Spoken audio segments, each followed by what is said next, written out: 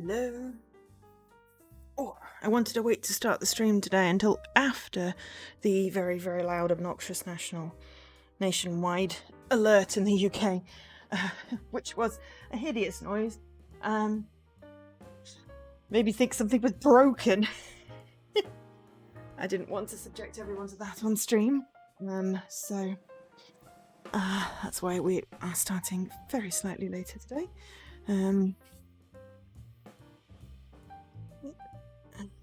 Just need to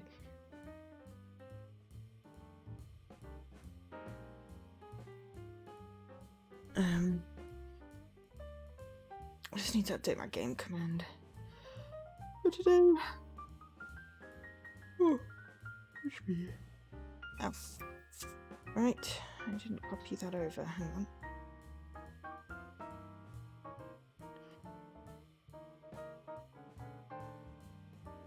There we go.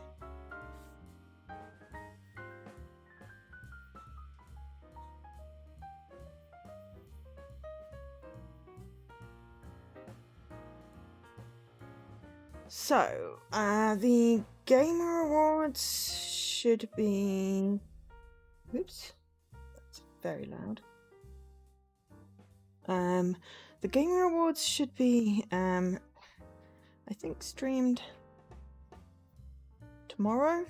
They were going to be streamed live, and then they did not. Also realised I spelled giveaway wrong yesterday.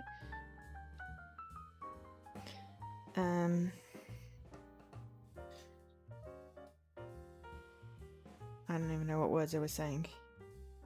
Yes, they were supposed to be streamed live, then they were not streamed live. They were recorded.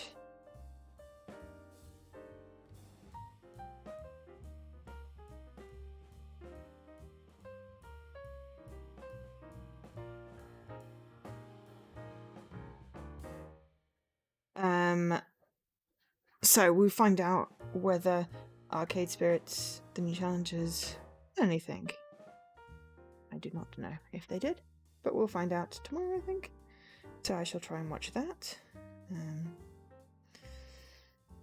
And my bot is now back to working, which is great.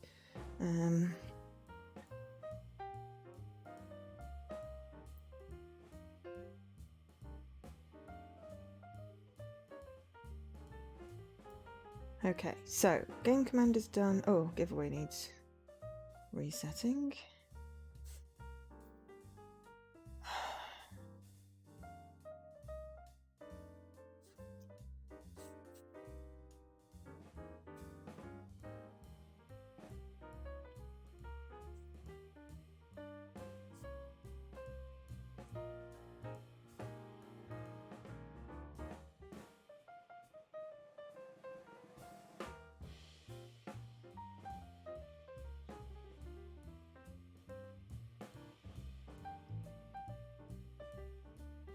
Okay, right. And yeah, regular viewers should continue joining my Discord if you're not already there. Yeah. Weirdly, my Power Wash video from last week on YouTube has got like 200 views or something ridiculously weird, and people have actually watched it. So that's nice and odd, and always kind of cool to have that happen. Usually it happens with like Minecraft, because it gets thrown up in playing next, or occasionally if it's a popular game. So maybe that's what's happened with Power Wash Sim, or I just happened to do something that hit the algorithm. Nobody knows. What I really need to do is figure out my whole clip thing. Like the clip situation, so that I can maybe post some cool clips in YouTube Shorts and see if that is a thing. But, you know, I always forget, and I'm not good at video editing, so... But yeah. I finished Chapter 2 in Sherlock last night. That had a very disturbing puzzle sequence that felt very familiar, because I've played a lot of Cthulhu-inspired stuff recently, and got a good portion of snacks done. Though I did stay up way too late, but that was fine because I wasn't tired. Because I'd slept in. But anyway, without much further ado, let's play some Arcade Spirits and New Challenges. We are about to start level 3.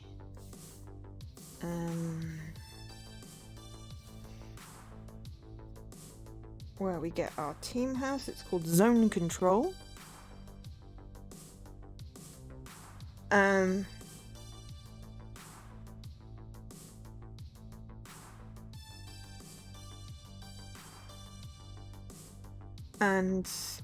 this one, thank you to... Was it P-Cube or the developers that... I think it was possibly P-Cube that gave me the code for this one for streaming, but it was last year, and I did say thank you then. So if you want the actual information, then watch, the stream from last year, the first incarnation of level 1. For now, I got a copy of this game for streaming purposes, and I'm enjoying it. I did some giveaways last week, so other people get to enjoy this awesome game. And yeah, hopefully I'll get some more codes to do some giveaways. For games that I'm playing, I do have other codes to give away. I will probably, if the Discord giveaway goes well, run some more Discord giveaways for codes. So, as I said, if you're a regular watcher, please consider joining my Discord.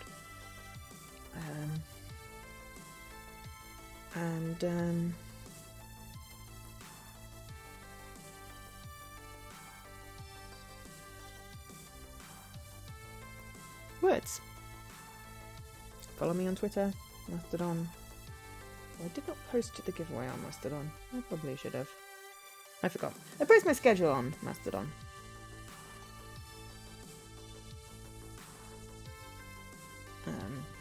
I was trying to move off Twitter because it is slowly dying. Unfortunately, there's not really any good substitute that ticks all the boxes. So it's tricky to know what to do, really.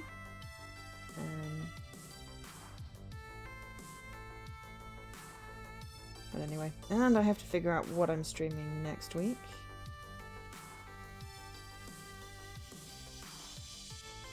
What I'm co-streaming next week, and that sort of thing. But for now,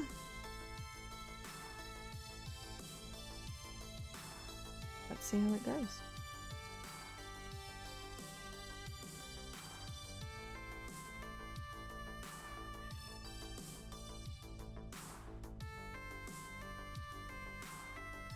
And apologies in advance for any yawns, still recovering from job onboarding fatigue. Corner of my cushion popping up. And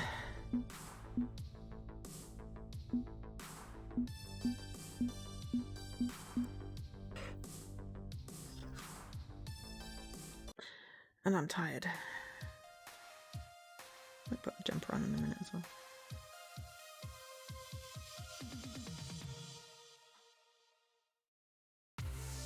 No worries, Mr. Corners. Appreciate the drive-by hi. I hope you have a great day. What's up, everybody? It's your boy Punchy78 here with Fight Shack News. All the fighting that's fit to post. The tournament scene is heating up, with contenders eager to scoop up precious points they'll need to qualify for the main event. All eyes are on the local laundromat crew who destroyed veteran Team L7 Gaming to secure first place at an underground tournament. Do they have what it takes to go all the way? Only time will tell. With a sponsor behind them and strong hype, they're on the right path, but need to focus their efforts if they want to get any further. For more on this developing story, be sure to like, share, subscribe, all that good stuff. This is really heating up. I just mute while he's talking because he's the loudest thing in this game. And it does the echo thing because my mic picks it up. But yes, rising teams and sponsorships, sponsors looking for new talent in FOD2, consolidating resources, earning qualification points, the road continues. It's the future year, 20XX. Ah, distant future year. Damn it.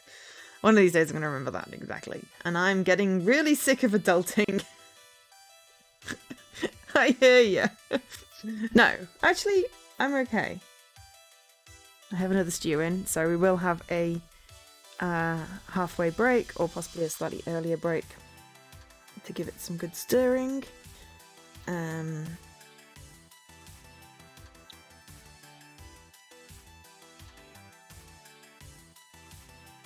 I was more prepped today, so I did not finish it, delaying the stream start. But yeah, I mean, to be fair, I've automated pretty much all the things that can be automated, so mostly adulting is fine. Okay, I'm starting to get to know my new friends. We're bonding, we're sharing, it's all lovely and wonderful.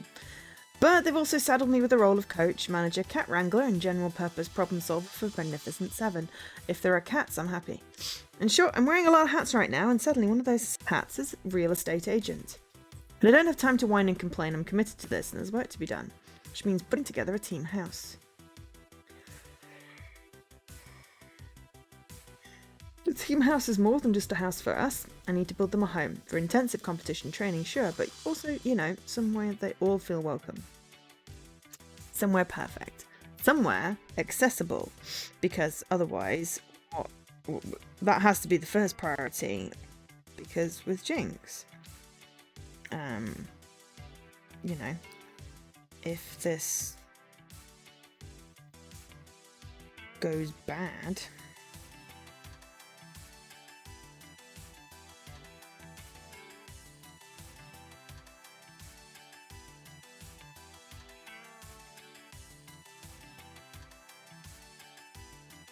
then, yeah. Also, since we won a giant FOD2 machine at Hamza's tournament, we need, like, somewhere to put that thing. It's too big to fit inside Ben and Matt's little arcade. Excellent. Ouch.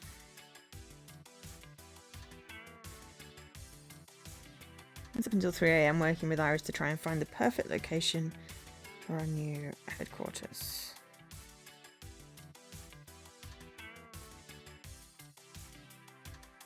That's not the one I want to remember. Sorry, I'm just trying to find a recipe that I just remembered. Well.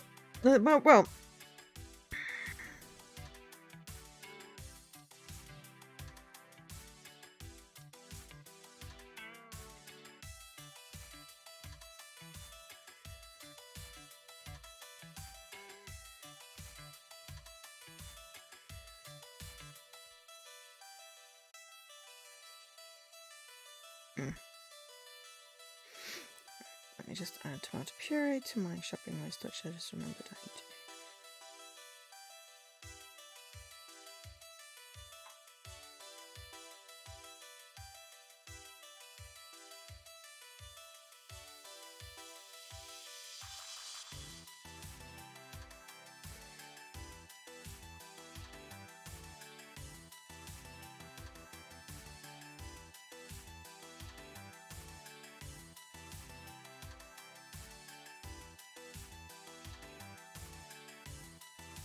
There was also something else I needed to add on my shopping list, but I can't remember.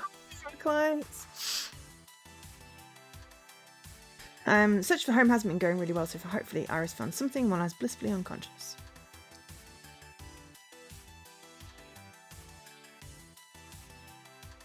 Iris, tell me you have good news. I have good news. Hooray! I've successfully eliminated over 73 candidates from our starting pool. That's good news. That's good. Have you found any viable candidates? None that will match every parameter you've given me, I'm afraid. Your sponsor, Pichiyama, isn't putting up much money for this. I could maybe rent you a tiny studio apartment at best. Not enough room for 7 people.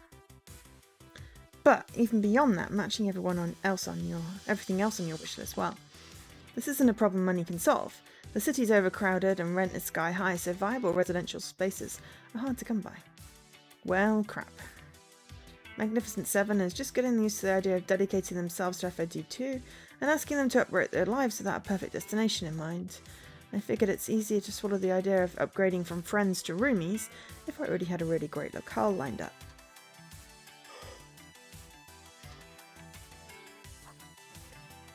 It's a difficult proposition, to be certain. I wish I could be more helpful. I'm an Iris. Our purpose is to be helpful. Suboptimal situation. Normally I'd fetch a knowledge base from my cloud collective to learn how to do this, but my sisters haven't developed a real estate skill package yet. Oh right, you can just download skills. Make sure you don't know Kung Fu too? Not much use for that when you don't have a physical body, Angel SK, but I could get a personal trainer module if you want my help learning how to fight IRL. Let's focus on my gaming career before I become a meat-based Street Fighter, please. Okay. Perhaps you could consult with your teammates, see if they know of any potential homes I'm not aware of. I may be a powerful search engine, but I don't have the human resources and social connections others have. My sources say yes.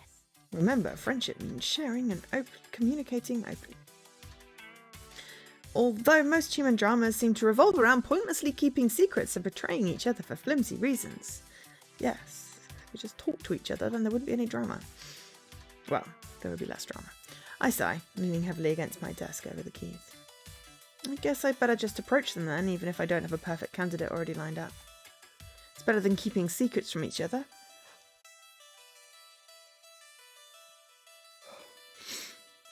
This isn't junior high school. We're better than that. We should be better than that. Loxley should be better than that. Still don't know why he was sneaking around after Ham's tournament. I may need to ask him about that later. Right, I'm heading over to Good Clean Fun to try and convince them during this morning's team practice. You can do it, Angel SK. I believe in you. Well, at least my digital fairy godmother believes in me. That's not nothing. Shutting down the computer of Theseus for now, I switch Iris back to my phone and head out to face the day.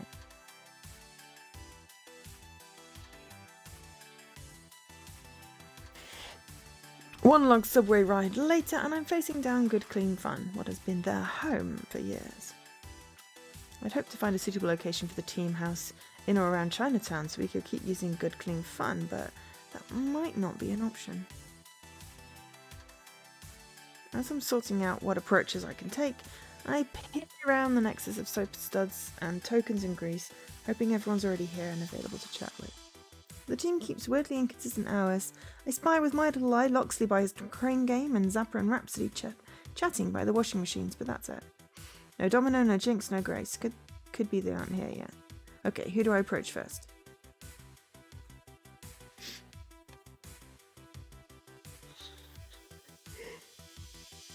Ooh.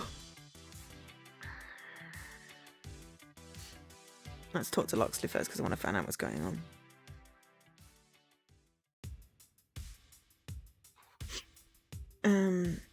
I spot Loxley by his beloved crane game, although he's just sort of leaning against it, lost in thought. From the nod he offers me long before I finished approaching. Well, I think he knows what's coming. Well met. Good morning, Angel SK. More or less. Ooh, jumper. It's not even cold. I just, you know how it is when you're tired and you seem to have less brain energy to heat your body. And also I sat down after having cooked, so inevitably you get slightly cooler after that. Though I don't know why I feel like I need to justify the fact that I'm just going to put my hoodie on, bear with me. I don't know why everything has to be like a whole palaver sometimes with me.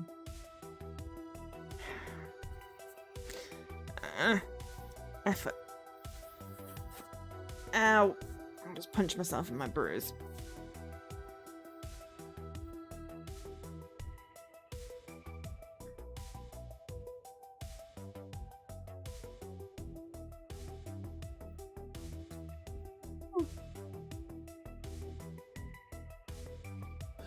Look, now I'm dressed up as my character. Cosplaying as my character. and not just as a human who's got their act together.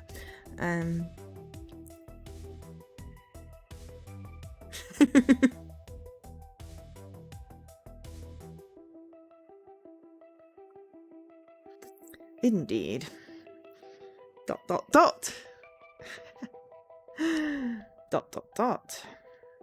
Okay.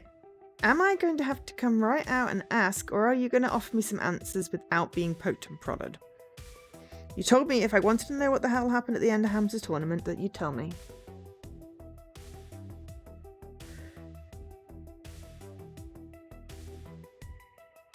Indeed I did. My recommendation is still that you try and put the incident out of your mind. It's nothing to concern yourself about, really. Well, that just makes me want to know even more. Loxley, an arcade game wormed its way into my brain and made me hallucinate. My hand is still sore from touching that joystick even. Lingering pain? That is worrying. Have you felt any headaches, or perhaps missing time? Holes in your memory? See, when you ask questions like that, it only makes me want to ask more questions, not fewer. It's time to level with me. What is Polybius, and why are you looking for it? With a sigh, he gives up and drops his voice to be a bit quieter, just in case anyone's eavesdropping. You're correct, of course. You deserve to know what you've encountered.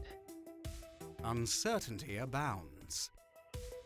Are you certain you don't want to back away from this?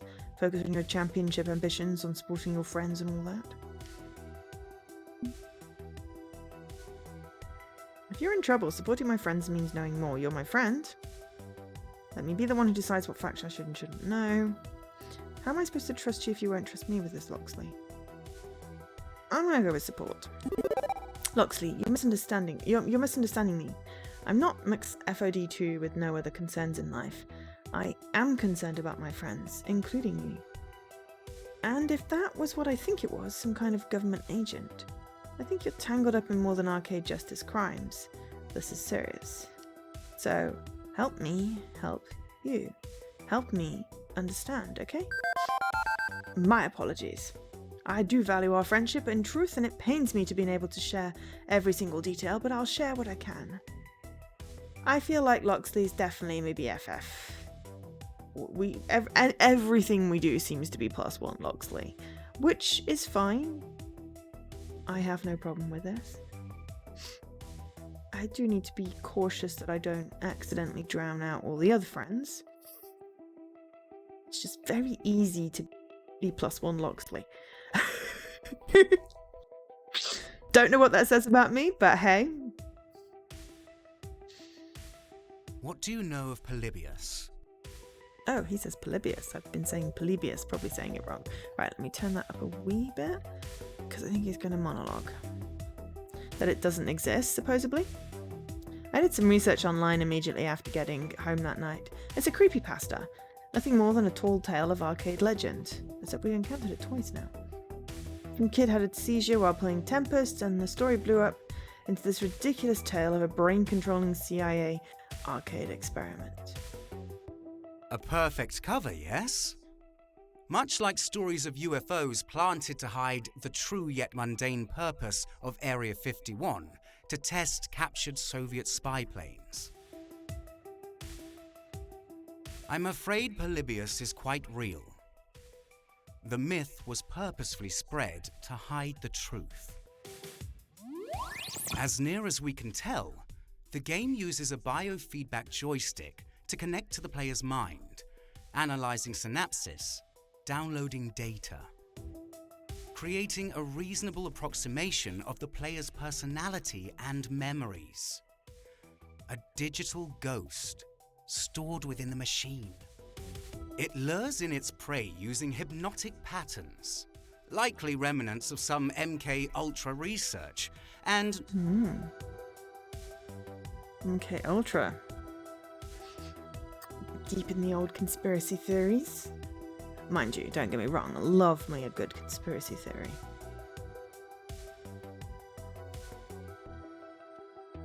I'm sorry, did I accidentally join the X-Files when I wasn't looking? MK Ultra, seriously? Seriously. You said you wanted to know the truth. this is the truth. It would be easier to doubt me and dismiss it all as a farce, and in fact, I wouldn't be adverse to doing so. Fine, continue. Very well. Polybius uses the biofeedback link to connect to the player's mind. Hang on, I've seen FOD2 players use biofeedback joysticks. Technology derived from Polybius, yes, but without the malicious core that drives Polybius, it's just an interface, harmless. Jinx uses one, for instance. It's easy on her wrists, but she's never lost her mind to an arcade game. Weird, and noted for future reference. Continue. Polybius is designed to grind into one's existing anxieties and fears, leveraging them to break down your willpower. I don't need a computer game to do that. Do that quite happily on my own, thank you very much. And once it's shattered all hope, wearing down your psyche, your mind belongs to the machine, and you no longer care to resist. Well, that's pleasant. I regret you had to be exposed to that sort of torment, no matter how briefly. Beyond that, I'm afraid there's little solid information I can offer. Only urban legends and conspiracy theories. The company that made the game, Sinislosion. How'd you pronounce that anyway? Honestly, no idea. Just use whatever you prefer, it matters not. I'm going with Sinislosion. Or Sinislosion, maybe. It's got the umlaut and the O. The company went bankrupt in 1990X. They obviously made the game for some secret organisation, but we know little beyond that. I've been searching for an intact Polybius machine for years. I tried to sneak in to retrieve the one from Hamza's warehouse, but I was busy playing it, and by the time you got me out of there, someone else had it. A creepy woman in black. A bit concerning, that? We're not the only ones seeking Polybius, needless to say, and that's where the true danger lies, in crossing paths with them. I can only hope they haven't noticed your involvement. If I take risks for my friends, well, that's my business, but you, I didn't want to bring you any harm. And with that, he exhales, a deep sigh as he finally gets this off his chest. And that's the truth of the matter. I offer my sincere apologies. Can you forgive me for holding back? 'Twas a noble attempt to shield you from such nightmares, but a failure. I'll admit to that and apologise deeply. Not sure how much of this I believe, honestly, but from his voice, I can tell he believes every single word of it, including his sincere apology.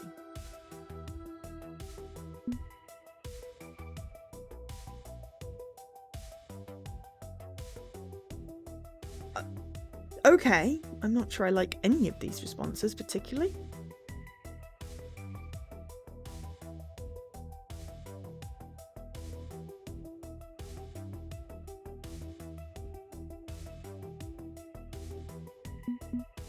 I mean, it's a lot to process.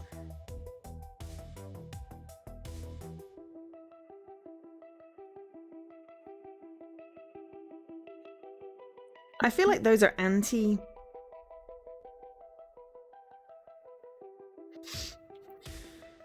Loxley things. It's like, it's not a serious betrayal of trust. You know, no one promised to share every single detail of their life. I don't know if I want to joke about that, so we've got to go with a basic response. I don't know, Loxley, you've dumped a lot on me. Granted, I did ask you to do so, but I'm not sure how to feel about it all. I mean, are we even friends? Are you just following Magnificent Seven around in hopes of scoring a Polybius machine? Absolutely not. I've pledged my blade to your quest, Angel SK. You need not doubt that. And even if you cannot trust me, trust that I take matters of honours very seriously, and I am honour bound to support you. Okay, at least I can trust your dedication to the team. I'll have to accept that for now. Excellent! I'm glad we could... You haven't really answered my question yet, have you? Pardon? I asked you what is Polybius and why are you looking for it? You answered what, but not why. And I have a pretty strong suspicion as to why you want Polybius so badly. Because Iris was made using Polybius code, isn't it? ... exclamation point! ... exclamation point! It wasn't hard to deduce now that I know the facts. Back when I first met Grace, she talked about how she made Iris. Ah, yes. We'd inherited a pile of half-finished projects and ancient code from various dead companies. Funware, Dynamic Systems, Retro Wave, Syneslersion. It was my idea to put all the pieces together into a single package, a virtual assistant with a winning personality. Meaning, Iris is part Polybius, the dangerous part. Isn't that right, Iris? But I'm not like that evil program. Not at all. I just want to help people. I'm not going to, like, eat anyone's soul.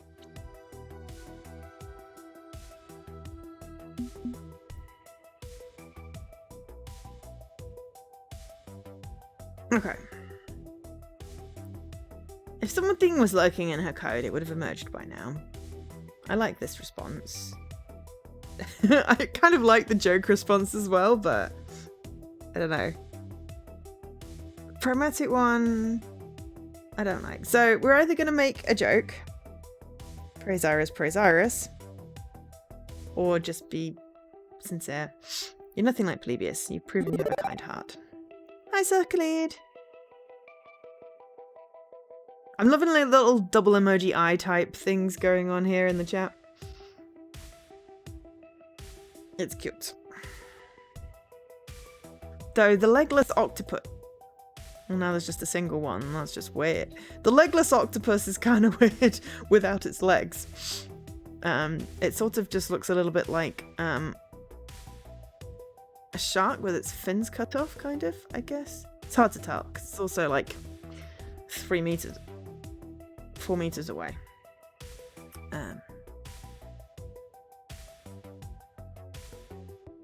Everyone likes that lull emote.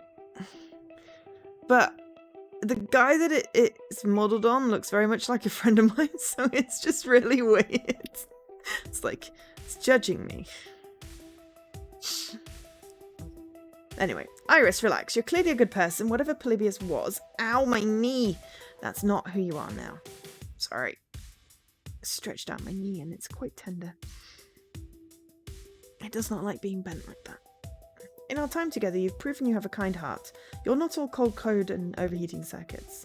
Whatever Grace did to make you, it seems to have overridden any nastiness baked into Polybius. I'm not worried. Exactly. We're doing our best to resist any latent issues left behind by Polybius. In fact, we're working to remove its code from our system. Really? How? Well, we haven't figured that part out yet, but we're dedicated to kindness and understanding, and won't stop until we figure out how to get rid of it. Don't worry, I'll be the best friend a virtual assistant can be. I kind of really want an Iris. Meanwhile, Loxley watches me chat with my phone, realising I'm clearly a bit more in the know than he realised. Also, he's been frozen in that gobsmacked position for the last, 5 minutes, and it's kind of funny. Ah, I see. You're a clever one indeed. I am. You're the one who You're the one who runs a new pirate service, aren't you? Seeing as you and Iris both are hoping to find Polybius code. Well, yes. My other friends, a group calling themselves the Ghost Monsters, are a network of underground hackers. We run the Iris Cloud servers. We know that. Ghost Monsters was that group of hackers, the gang from the first game. When Cooper Technologies abandoned Iris, Grace leaked the code. We honored prior debts to her allies and gave Iris new life. And now, it is my sworn duty to both protect Grace, the mother of Iris, and obtain an original Polybius machine. Okay, that explains why you're so fixated on Grace. Don't think I haven't noticed. I will protect those that Iris holds dear, and I will find the source of the darkness in Iris's heart, so that Iris may use it to heal herself. Curious. I glanced down at my phone screen. Iris, did you know about Loxley's true identity before now? Her digital form fidgets a little bit. No, it seems that learning this just now unlocked some dormant memory files from a folder labelled Need to Know basis. When I started working with you, Agent SK, I was a default Iris with default memories, a basic set which would suffice for just about any client. Loxley's involvement in the search for Polybius, our desire to heal ourselves using that original code, that's not something most clients would need to know about. But if it helps, I trust him and I trust you. So you weren't lying to me. No, the memories were locked to keep me safe, me and you. Both of them look a bit ashamed about all of this, even if their reasons may be justifiable. It's clearly not sat well with them. It seems that safety's gone right out the window, hasn't it? Assuming it was a good idea to begin with. Well, there you have it, the whole of my purpose. I wanted to protect you from this. I beg you, do not tell Grace. Do not involve her in our troubles. Why? Don't you think she deserves to know? We owe her that much. And risk tangling her up in this web of intrigue? No, she deserves a peaceful life without the travails I endure. As do you, for that matter. Besides, if the others seeking Polybius take too much notice of Grace, others like that woman in black, no, I would never forgive myself for failing Grace. I won't make demands for your silence, of course, I've not earned such right, but please consider my warning. You've given me plenty to think about, but you've also said you're still loyal to us, that we're still your friends. And I swear by that, whatever else I may be, I am a member of Magnificent Seven. I am with you all to the end of the end. Well, so much for an easy life. Not only is there a murderous arcade game out there, but Loxley is part of an underground rebel movement supporting Iris, and now I'm stuck without secret knowledge. But I'm the one that came to him, I'm the one who asked for the truth. If I wanted to stay comfortably in the dark, I wouldn't have done that, would I? Sensing I probably pushed his boundaries a bit much, I decided to table this for now. This is a lot to take in, and no need to rake Loxley over the coals. Yet. Besides, I still need to ask you about the house. The what? I'm trying to arrange a team house so we can focus on our training. Would you be interested, or do your creepy Polybius duties prevent that? Ah, I see. Kind of like his cheeky grin. He's definitely a roguishy rogue, isn't he?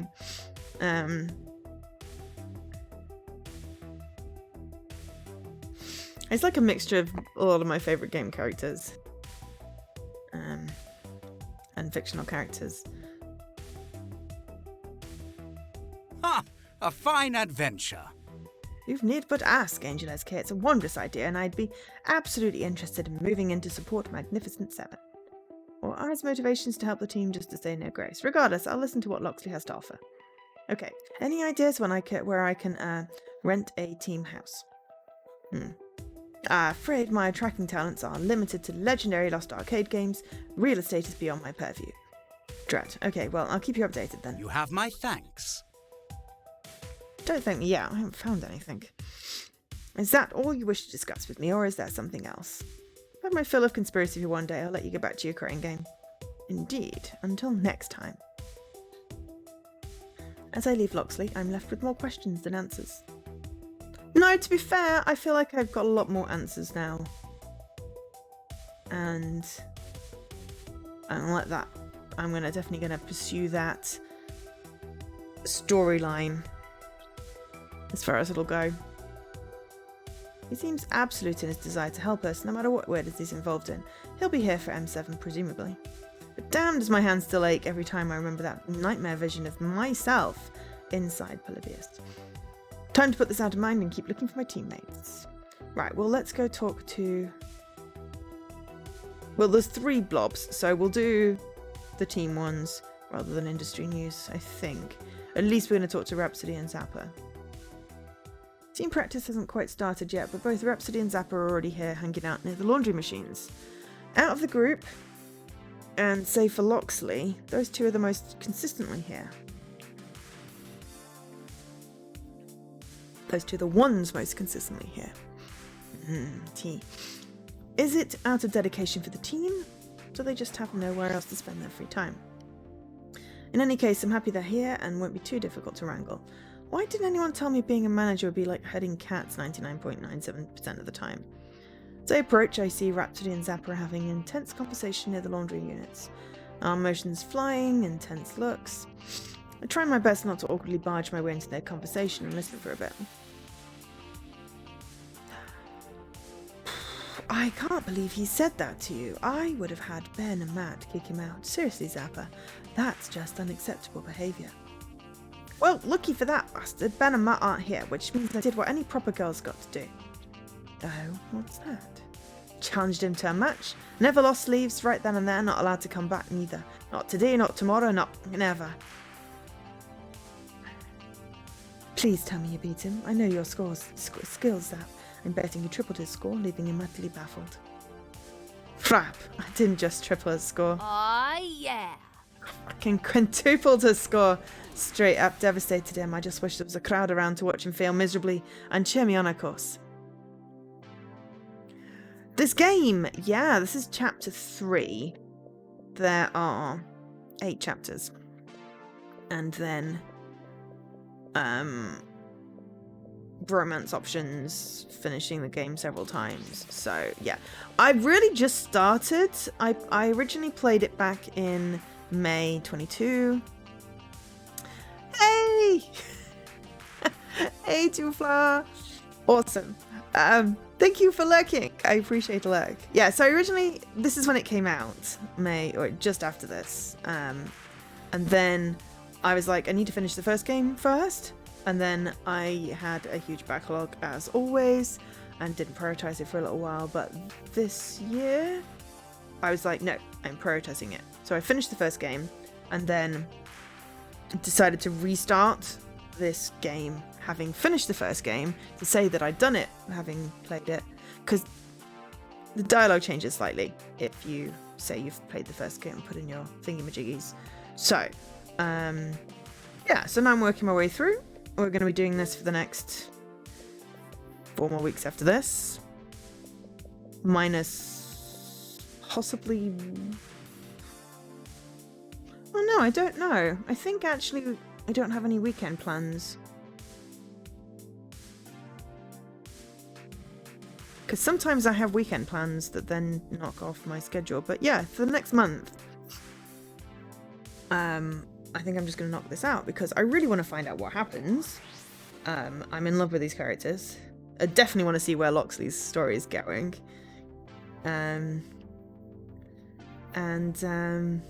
Yeah. We're doing a nice friendship route rather than romancing anyone on the stream. Because I like to see how that plays out. And then, yeah, I'll go back and do romances and different conversation options offline. Thank God.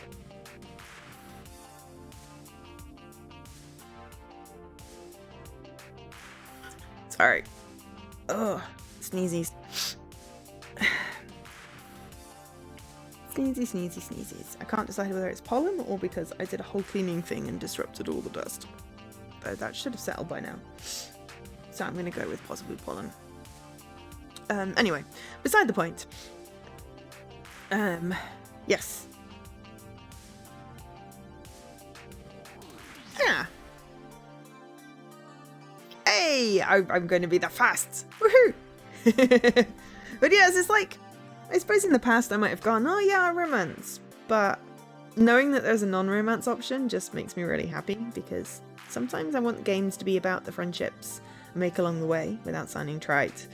And the story without having to be like, will they kiss, will they kiss, will they kiss? That's just how my outlook in life has changed. Or matured, I suppose. So, yeah, it's really great that there is actually a friendship route. But of course, Zappa is epic. Not only quintupled his score, straight up devastated him. I just wish there was a crowd around to watch him fail miserably and cheer me on, of course. Since both are all smiles now, it seems like a good time to slide right into their discussion. Hi Zappa, hi Rhapsody, Trouble? Anything I can help with? Trouble's past, Angel SK, but thanks. Not today. Zap was just regaling me with the story on what happens all too frequently in small arcades. Yeah, Ibn Douche Nozzle told me that girls can't play shooting games. Zappa groans in disgust and rolls her eyes. Again. Does that sort of thing happen often, even at a small arcade like this? Granted, it's not too far out from when P2W Play to Win came barging in here causing mischief, but I thought that was just due to my presence. Before that, wasn't everything smooth sailing? Unfortunately, yes, it gets tiring trying to prove your worth over and over again. Yep. Nah. Just because we're a neighborhood arcade doesn't mean we don't get our fair share of stupid. And no matter how many times Ben and Matt swing the banhammer, people like them still pop up like ants following a food trail. Not going to pretend like this doesn't happen in PC gaming either, I've seen it far too often. Whether it's a rando claiming that marginalised genders don't have the same hand-eye coordination as cis men, or is blatantly typing sexist remarks in group chat. That's even happened to me. That sucks. I'm sorry that happened to you, Zappa. Whatever, it's fine. People can be assholes. It happens. It may sound harsh, but as much as I love this little arcade, sometimes I'm not in the mood to even potentially deal with that kind of emotional bullcrap. Yeah. Eloquently put, Zap. Could try and educate the trolls. That never works. What if we had Iris scan everyone's face wall before they can enter the arcade? I mean, I like that idea. I feel like it's slightly veering towards 1984. Not all the trolls post on face wall.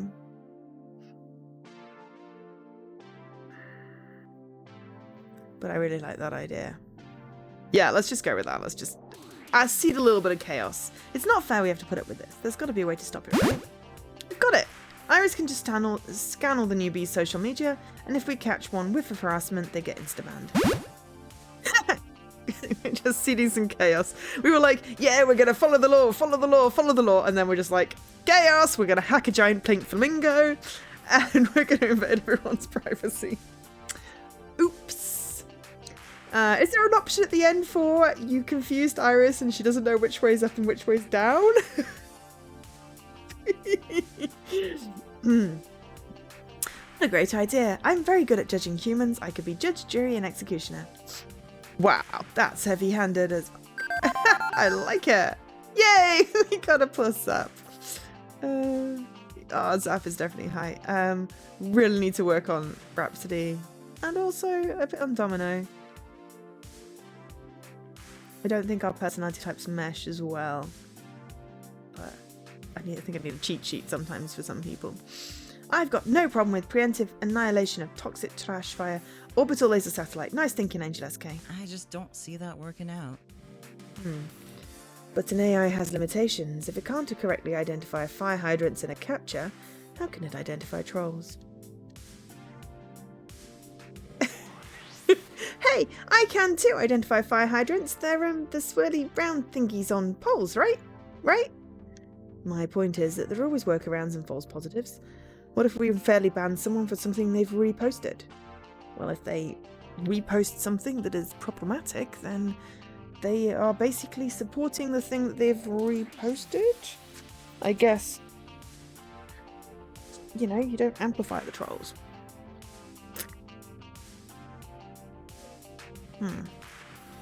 Valid point. I can't save us from all of it.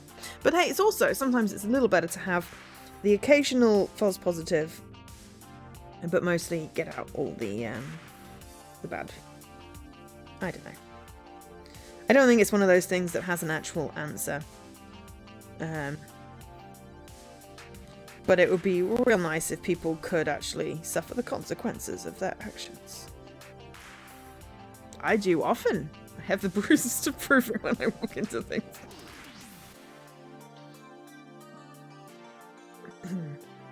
Slightly off topic. Anyway, Team House. Another perk to us playing and living under one roof. Oddly enough, I think our ideas might align. I'm trying to get us a team house. That'd be a solid safe space to practice in, free from the occasional trolls that find their way in. A place to enjoy the games without the gamers, huh? You know I'm down. Focus training space and a better place to live than my crap-hole apartment? Yeah, I'm down. I'll start packing. Zappa turns on her heels to presumably walk home and pack up, but Rhapsody grabs her gently by the collar and pulls Zappa back into the conversation. Angel SK said trying, meaning we don't have one, so don't go anywhere yet, Zap. Zappa pouts, crossing her hands indignantly. Fine, packing can wait. Not like I've got a lot to pack anyway. Mostly some old clothes and a bowling trophy. Look, one time I got super drunk at the all-night Bowlerama and woke up with a trophy and for reasons I can't explain, a traffic cone. Don't judge me.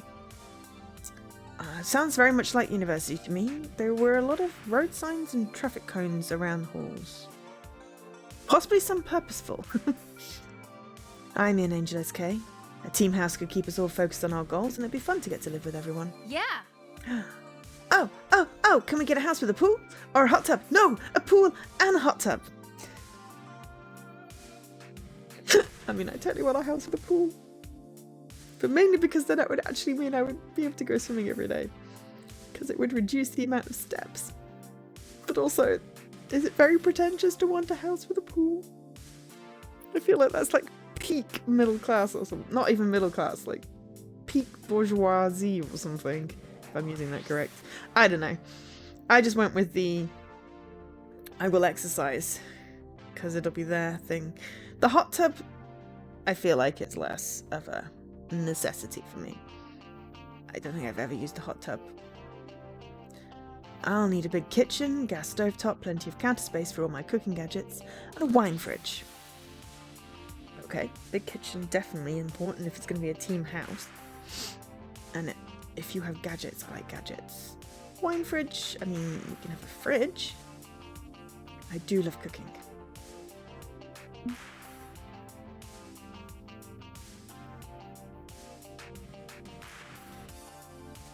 Well, I don't think that's appropriate. I'm not sure we have a budget. It's a bit black and white. Let's go with, we're going to have to make compromises if we want extras.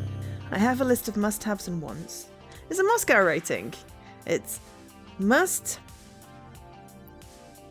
could, hang on. No, must, should, could, would. Moscow, yeah. It's how we prioritize stuff in our backlog at work. It's a lot easier if I write out Moscow first and you just take out the O's. Anyway, and sadly a hot tub, pool and giant fancy kitchen aren't going on the list of needs. But a larger kitchen would make sense with 7 people. Both Rhapsody and Zappa look a little disappointed when I break the reality to them.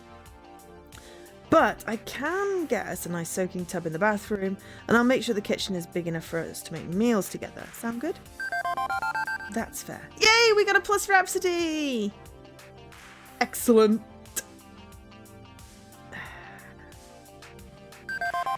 And a plus Zappa!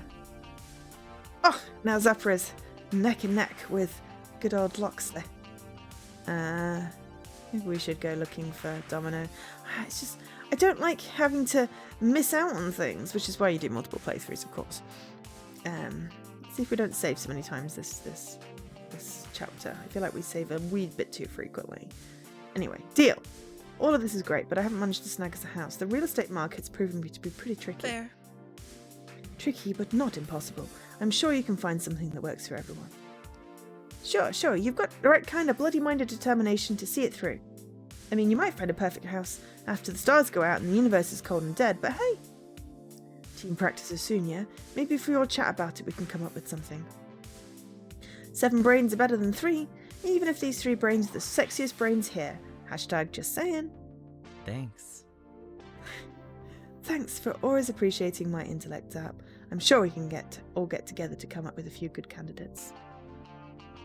I cannot get quite the right voice to mimic the Rhapsody voice actor, and it makes me sad because it is a gorgeous voice.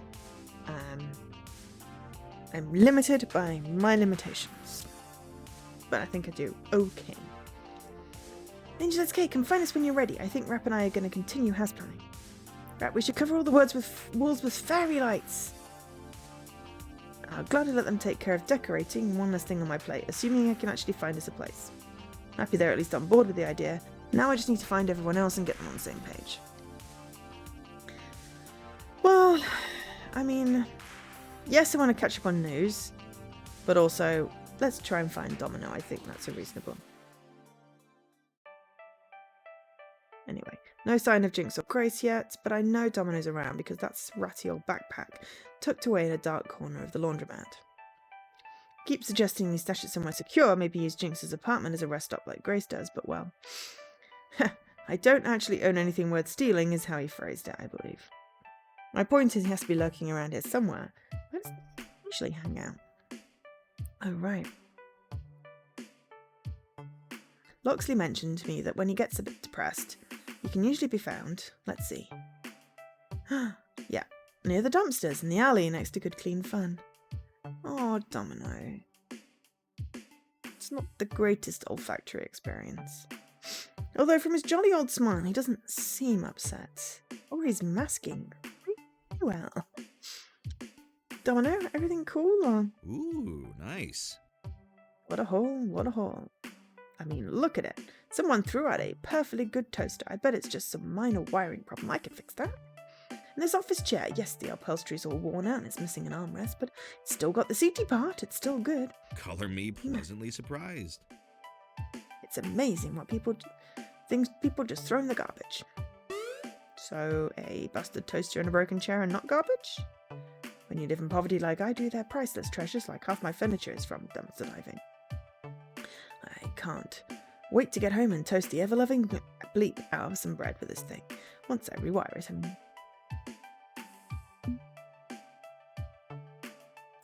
Not sure using dumpster food prep appliances is safe. Bacteria are a thing. Yeah, it's a bit judgy. And then that is just patronising. I wanted to toast that badly, could have brought you one. So, what do you do for a living anyway? You never talk about your job. I think, well, that's probably the safest route. Domino, what exactly do you do for a living? You never talk about your job. I mean, I know you keep weird hours, but that's it. Ah, that would be because it's not a singular job, but several part-time jobs, each with their own gonzo weird scheduling demands. Now that is a skill in itself.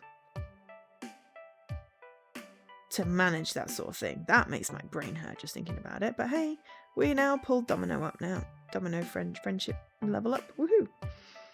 The joys of life in 20XX, I'm afraid. The days of a 9-to-5 career you grind out for the whole of your life, coming home to 2.5 kids and a dog in the burbs. Well, I mean, I do 9:30 till 6, and I plan to do it for the rest of my career in the same company, because, you know, I don't like moving around. I do not plan to have the 2.5 kids and a dog. Maybe 2.5 cats? Three cats, 2 cats, 3 cats. Some number of cats. I don't know about burbs. Countryside. Those days are long behind us. These days, you take what you can get. Hey, we're a pro team now, right? I know Pizza Yums isn't offering much in the way of money, but maybe I can get a team salary going for you. Even if I might need some iris leverage to do it. A prospect which doesn't thrill me. Tricky, considering our pizza bagel overlords don't seem to have deep pockets. Still, I've been considering it. It's a bit of a puzzle, isn't it, taking money? Taking the money means believing in this dream of yours to be world champs. Believing this can be my future. The pragmatic side of me is screaming not to rely on that for my survival. It could all come crashing down. I'm not going to let that happen. I'm locked in on this course. I'm going to make it a reality. What's more, I'm looking into getting us a team house. Oh, whoa. For serious? For serious?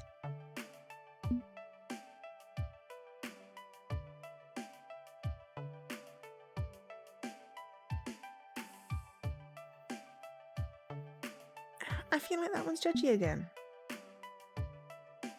I actually like the jokey one. Or the humorous one. You know how they say living well is the best revenge? This way you can get your revenge on 20XX itself.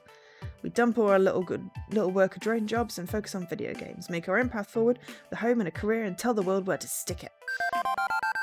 Ah, you like that. Okay, it would be nice to upgrade my current level of existence, I'll admit. Not the worst. You know what? I have my doubts and still do, but I'm on board with this. Why not? Can't be any worse than where I am now. Besides, my current apartment is like 27% cockroach by volume. I'd be more than happy to move the hell out of there. So where's this happy new home we're all going to occupy? Well, about that. You don't actually have one in mind yet, do you? I'm working on it with Iris, but I'm open to suggestions if you know any real estate opportunities. In this city? No. I feel like a warehouse.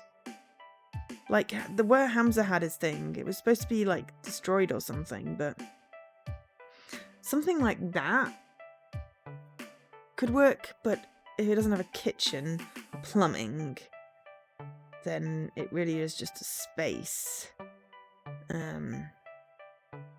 So yeah, anyway, I don't know. Well, if you ever get this dream off the ground, I'll be ready and waiting. Until then, I think I best be on toaster repair duty.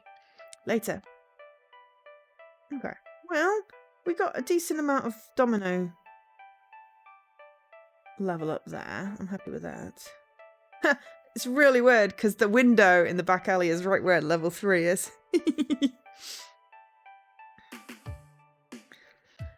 With that, he tucks the busted appliance into one arm and heads back into the laundromat. Well, he's on board with the idea of a team house at least, but I'm still at square one for options. I should find the rest of the team and keep mulling this over with them. Hang on. I spy with my little eye Jinx and Grace just outside and on their way in. Good, now we can have a full team meeting and settle this homesteading business. Let's see, I've told Zappa, Rhapsody, Domino and Loxley about the team house plan. It's everyone except Jinx and Grace who are just now arriving on the scene. Once I've got them all in agreement and Iris finds a home, you know, just, we'll be ready to go. Hello! Hello everyone. Sorry for late for team practice, but there's this wonderful new coffee shop uptown I love, and I just had to get Jinx a peppermint mocha. It was okay. Was okay? I thought you loved it. Yeah, okay. Yeah, I did love it. Just said so. Things being okay is okay. Yep. Jinx, master of flat understatement. So, what's up? What are the team ups for today's practice sessions? Shame we can't fit our brand new FOD2 machine in here just yet. Be nice to have all those joysticks going at once. Actually, I think I've got a solution to that particular problem. I've got my Iris looking for team houses, a way for us to live all under the same roof and really focus our efforts. If we all move in together, I think we could push Magnificent 7 to new heights, and everyone else is already on board, so what do you say? Sound good? Dot. Is that good silence or bad silence? No. Not interested. You have any idea how hard it was to set up my apartment for proper disability access? Bathroom alone costs a fortune. Yeah. Dislodging me from my lodgings is... No. Not interested, no. And I can't just move out of my home. Sorry. I'm sorry. I can't. It's not really that it's a terrible idea, but I just can't. And... Grace, it's okay. Don't have to apologize or justify yourself. Besides, good, clean fun is our home. Not leaving our arcade. It's our arcade. And not interested in sitting around some bungalow grinding FOD2 in the dark. Hey, we'd have proper lighting. And I was planning to find a place near GCF, so we could keep coming here. Don't care. I'm out. Grace is out. If we're not practicing today, I'm going home. Later. Without leaving me any chance to object, Jinx storms off to the elevator in the laundromat area and heads up to her place. I mean, I did say, accessibility's got to come first, and that's not going to be easy. I did think that was going to be an issue there. I think it's easier with Zappa and Domino and Rhapsody and Loxley. They're more migrant people in the sense of no fixed abode type situation, whereas Grace may have a family. We don't know. I feel like I really wanted to be good friends with her. The first time I played this, I was like, oh, she's awesome. But it hasn't really worked out like that yet. But hopefully she feels like she can share, but of course, it's okay not to want to do that. Maybe we can find something in the area. It's just more that we have the machine for the practicey thing. Can we make room for it in the arcade? Or I don't know.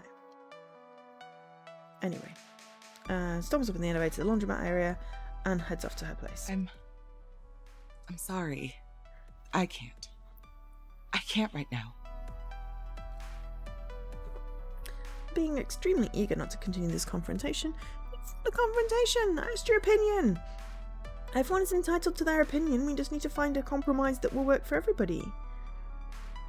That's the whole thing with management. Finding the compromise that works. So everyone's as happy as they can be. Anyway, it's just, yeah.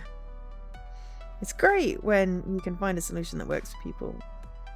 When two people are diametrically opposed on something, that is harder. But anyway, Grace turns and leaves, fortunately headed to the pizzeria rather than exiting the building entirely. Okay, so this is a setback.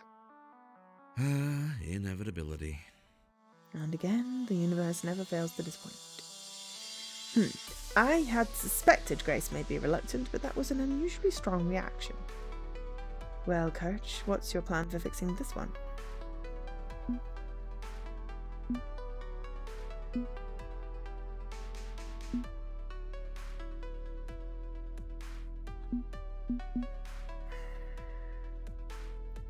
No, that's not going to get to the root of the issue. Don't feel humour is appropriate here. That's a terrible answer. I think we'll go with me. Yeah, something more's going on here, I suspect. You two know them better than I do. What's happening? Why did they react so badly? Jinx, well, she says why she doesn't like it, but that's just mechanics and hard work. There's definitely more going on, even if it's not my place to say. As for Grace, not sure, don't know her as well as you suspect. But I do, and I fear her living situation isn't quite a simple affair. I'd suggest you talk it over with them one-on-one. Grace does not deal well with group peer pressure, notably. Exactly. Loxley's right, and whoever you don't choose, I can chat with the other one. Keep things low-key and friendly, I'm sure we can work this out. This is messy.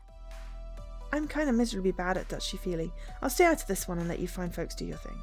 Sure. No worries, Zap, leave it to me. So, alright, I want to talk to Grace and find out what's going on.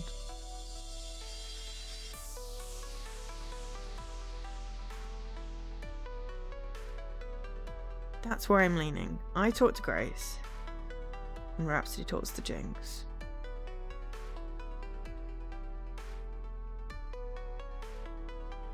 I think that, yeah. I'll go talk to Grace. I'll talk it over with Grace, try and figure out why she's upset by the idea of moving. Solid plan, good luck. Get a pizza. Crossing through the laundromat area, I reach the restaurant and spot Grace fidgeting in a corner booth, her usual corner booth, away from any hustle and bustle. Obviously she's troubled by something, so I should play this carefully and with kindness. I approach calmly and considerately. Grace? Alright, slide in from stage right. To be fair, I just sort of stand there awkwardly and be like, I'd like to talk about it. I'm sorry I upset you. Oh, hi. Do you want to talk? I can come back later if you don't. It's highly up to you, no pressure. Yeah, she sighs, trying to release some of the tension before continuing. I should probably explain why I'm so nervous about this, shouldn't I? Like I said, only if you want to. No, I want to. It's unfair for me to just mumble negative and run for the darkest corner to hide. Have a seat. I slide into the booth in the seat across from her. I'm not objecting to the idea. Ooh, I like it. Actually, I really like the idea. I think it'd be a lot of fun living with everyone and enjoying games together. It'd be really wonderful. I could share my game collection, we could stay up late eating ice cream and doing each other's hair and... Okay, maybe not that last part, but you get the idea, right?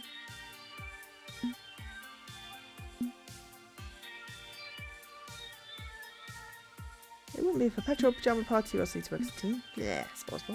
I want to eat s'mores and gossip and play Mystery Day. Yeah, I get the idea. It's a way to bond together as friends. Makes sense.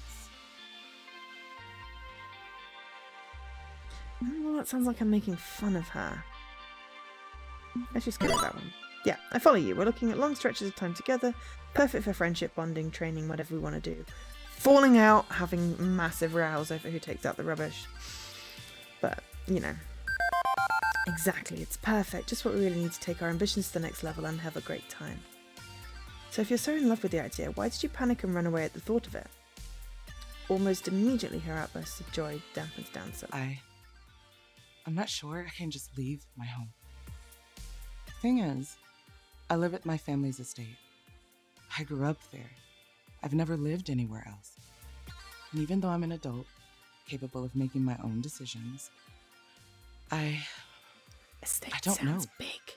I don't feel like I can just pull up stakes and leave my family like that. You're supporting them. They need you. Kind of the opposite. I'm the youngest in the family. All my brothers and sisters are business moguls, technology experts, success stories. And here I am, the little girl who plays video games. They think of me as aimless, tinkering with the children's game nobody will ever want to play. They're not happy with my decisions. They sound like a shit family. I'm sorry, Grace, but they do. I'm hearing perfectly good reasons to leave, not to stay. How do you think they'll react if I say, Mom and Dad, I want to move into an overcrowded house with a bunch of unemployed 20-somethings and play games all day long? I don't think they'd let me leave. They'd see it as more foolishness, on top of the foolishness I'm already involved in. And you are an adult. Can make your own decisions. If I leave, it's going to be a fight. They'll yell. They'll tell me I'm throwing my life away. It's going to be a huge, big, loud, angry mess. I just can't face that. It terrifies me. I can't. So I probably shouldn't. I shouldn't join you at the team house. I'm sorry. I'm so sorry.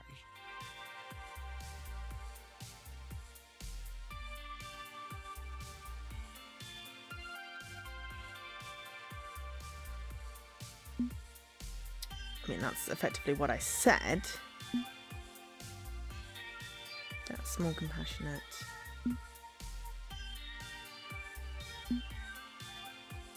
There we go. Grace, you're not alone in this. We're all here, standing behind you, and if you need, like a tag team partner, I'm here for you. Would it help to have someone by your side when you confront your parents over this?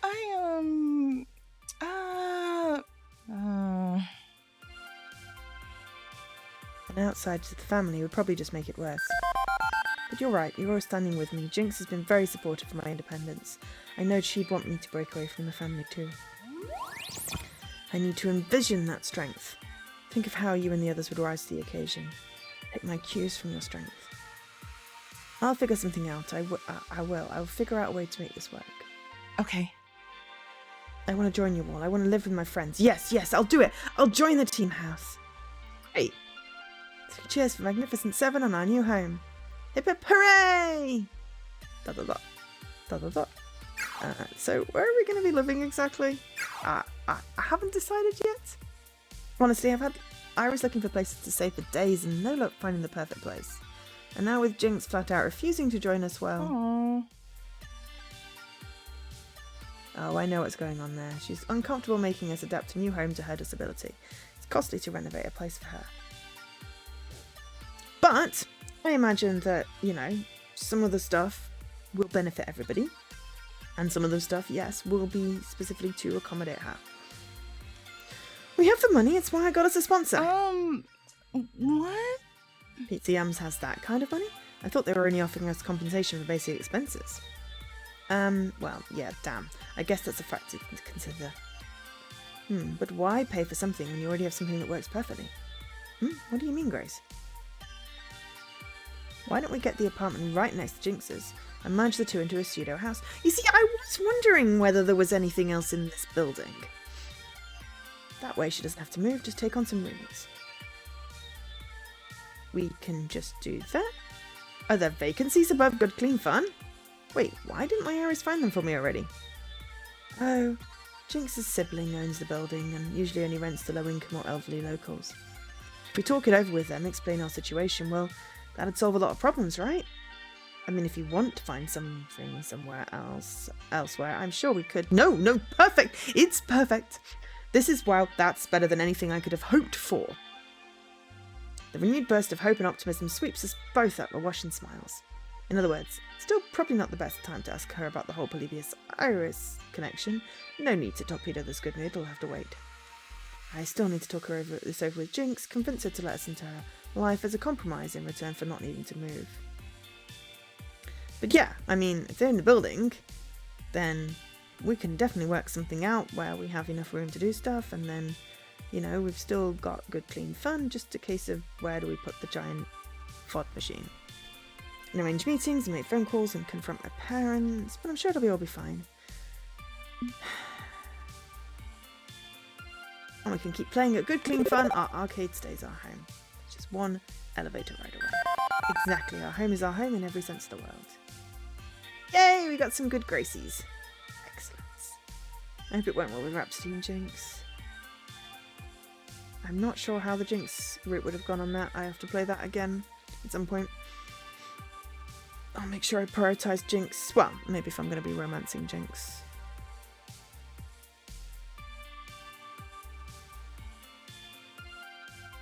Yeah, see, no, the thought of romancing someone when I just want to be friends with everybody, it just feels weird. God. It's amazing what happens when you, like, try and figure out who yourself is. But yes, our home is our home in every sense of the world. Very resistant to change, I know, and this is probably not helping me totally break it away from comfortable routine. But hey, you should never just change everything all at once. That is a horrible way to go. You know, change should be eased into a lot of the time. Woohoo! But who cares? Our arcade, it's awesome. Okay, I'll head upstairs and talk it over with Jinx. We'll let you know when we've got a meeting arranged to try and rent the apartment. Thank you so much. Thank you. I'm glad you joined us. I'm so glad I can be your friend. Me too. Grace and I left the pizzeria with her departing to visit Jinx and me departing to join up with the rest of the crew. Right, that feels like a perfect time to plonk a save and go stir my casserole. People can grab some food, some drink, hydrate, stretch, other things, and we'll reconvene. Probably going to be more like 5 minutes because casserole stirring. Need to make sure I do a good job. So I'm going to pause my recording because I love that I set up that button. Then you don't get a huge chunk of the break screen. Very glad I set up that button. Anyway, yes, small break. We'll run an ad because then people won't get pre-roll. I'll be back, let's say 5-ish minutes. Don't hold me to it, but I'll be as quick as I can. So, see you in a bit. And I'm back. And have a snack.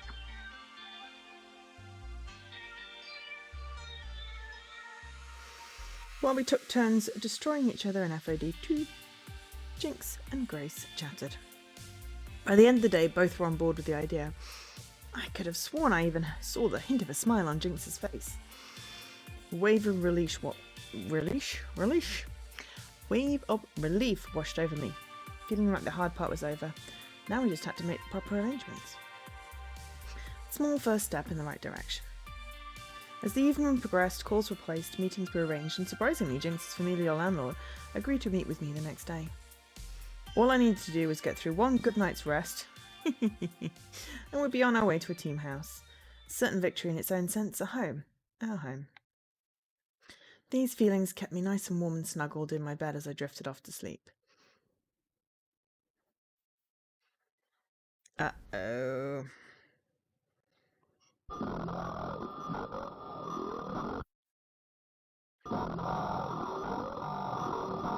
You play me and I'll play you, and you play me and I'll play you, and you...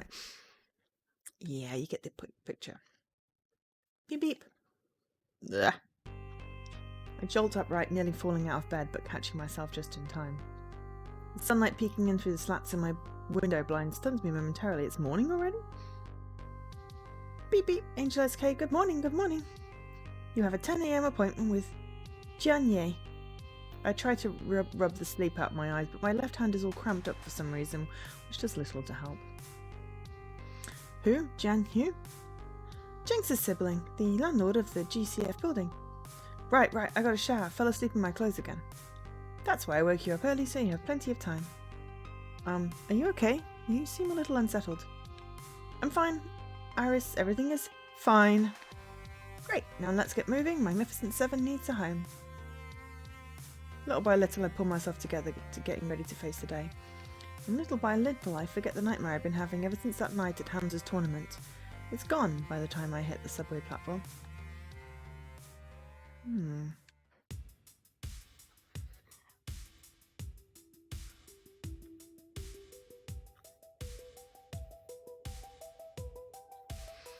I arrive at the designated meeting place, the Good Clean Fun Pizzeria, with only a minute or three to spare. Jinx is already here, waving me over from the corner booth. Grace usually favours, though Grace isn't here. Hey. It's almost time. I know, sorry for being almost late. Is Grace joining us?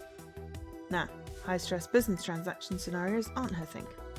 High stress? How much of a hard ass is your sibling anyway? I'll let you figure that out for yourself. No hints, no tips and tricks. Not my race to run. You're in the driver's seat. I'm just here for the free Tsar while you squirm. Here, have one. Jan's paying. With a shrug, I reach over to the offered dish and fetch a slice of Veggie Lover's Ultimate Super Deluxe Extreme, a Ben and Matt speciality. Vegan's not my deal. I ignore my meat fresh off the bone, ideally, but Jan's super into healthy eating and exercise and yoga. So someone who's incredibly centered and confident and strong and healthy and ready to tear me limb from limb and went on negotiation. I get the hiccups now. You'll see. When I come to kick ass myself, I'm not going to be intimidated by Jan, no matter how high and mighty they carry themselves, and they're right behind me, aren't they? The stern-looking individual looming large behind me, having somehow silently snuck up, slides a business card across the table before sitting down.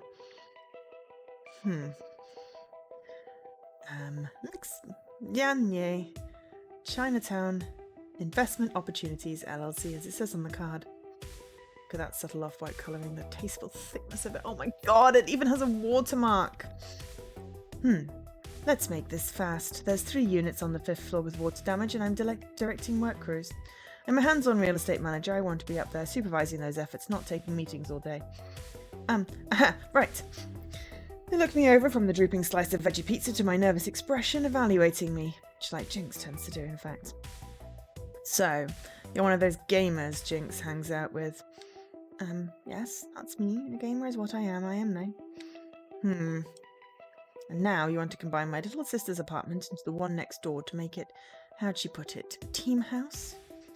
Yes, that's the plan. Also, she can play video games all day, allegedly getting paid for it. I have to say, Mixmore, I have my doubts. They know my last name. They know my soul. I'm doomed! You may not be aware of this, but my family owns this particular chunk of Chinatown. We've owned it for generations. I'm the one who ultimately owns Good Clean Fun. Ben and Matt operate it so I can focus on other affairs. I own the apartments, I own the corner bodega. Trying to preserve the character of Chinatown Mixmore in the face of pressures from far larger developers than I. I don't have time to be distracted by wild goose chasers and esports dreams. So, what exactly can you possibly say to convince me I shouldn't have you thrown out of my building? Okay, be convincing. Be convincing. Well, that's going to be empathy or rational thought or whatever they're called. I can never remember. That's what I term them anyway. So I think we're probably good. This is an intense identity situation. You can only pick a response that matches your top 2 personality traits.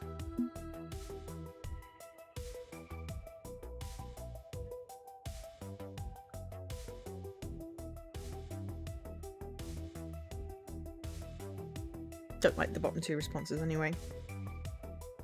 Not for me.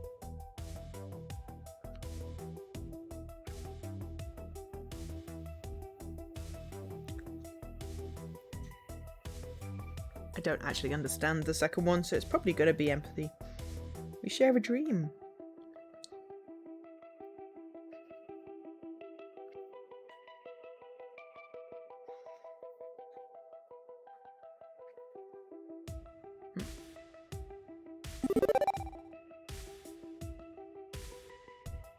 We have a dream, Mixier. A dream we all share as a team bound by friendship to play games together and reach for the championship. But if we're going to make that dream come true, we need to be able to practice together, becoming better and better friends. And for that, the next step is to gather together and live in a team house. Jan's impassive expression does not change in the slightest. So if you love your sister, not implying that you don't love her, just trying to say what I'm saying is, Jan raises one hand to stop me babbling. Mixmore, I only have one thing to say to your so very generous offer. ... course I'd be happy to rent to you and your friends, you silly goose.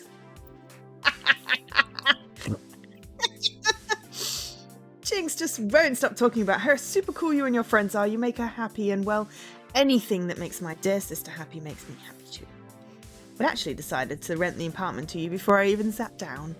I just wanted to see you squirm a bit first. It was adorable. Just like it when people do that. Nice. Should have seen the expression on your face, Angel SK. I blink once, then twice, my face frozen. Angel SK.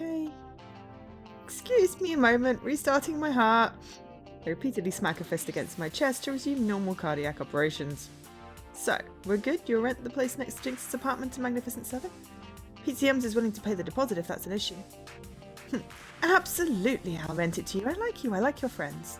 But I think we need to adjust our strategy a bit first. To make things easier on Jinx, I'd like to suggest installing a connecting door making the two units into one whole. That way, everything's under one single renting contract. I'll need a month to arrange proper permits and the work crew, but in all, I think we can do this. Okay then, that's great, wonderful.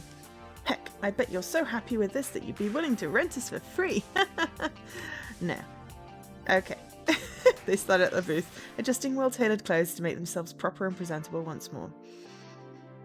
Be able to move in 30 days from now. Jinx mentioned you use an iris. Excellent. My iris will contact your iris and work out the logistics. Ooh, interesting. Volunteering the illegal assistant. Pleasure doing business with you, Mixmore. Sorry about that. Sorry. Much too fun to let Jam play with you like a cat with a laser pointer.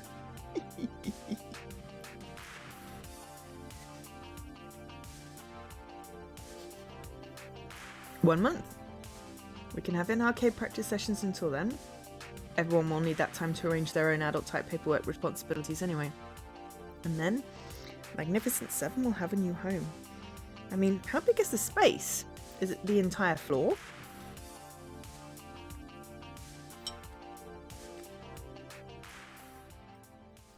Because that's a lot of people.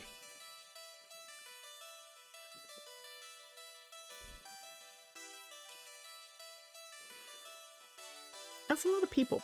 The month had slid by quickly enough. We'd gather for a few hours at GCF's arcade to train, in and around various side jobs the team held, taking commuting time into account. That'll still be a problem moving forward, since Pizza Yums doesn't have enough cash to put everyone on a team salary. But the team house will make things easier. But today is the day. Moving day! Trucks pull up in front of the building now, and then offloading what meagre few possessions we have to haul up to apartments 108 and 109. Or, as they shall henceforth be known, Magnificent 7 HQ. Headquarters sounds way cooler than Team House anyway. So M7 HQ just sounds like a chess move. Probably best to stay out of the way and let the movers work. Just chill in the arcade for the afternoon and let Jan wrangle the logistics. So who do I want to hang out with while waiting for our headquarters to be made presentable? Ooh, Rhapsody, definitely. Loxley and Zap.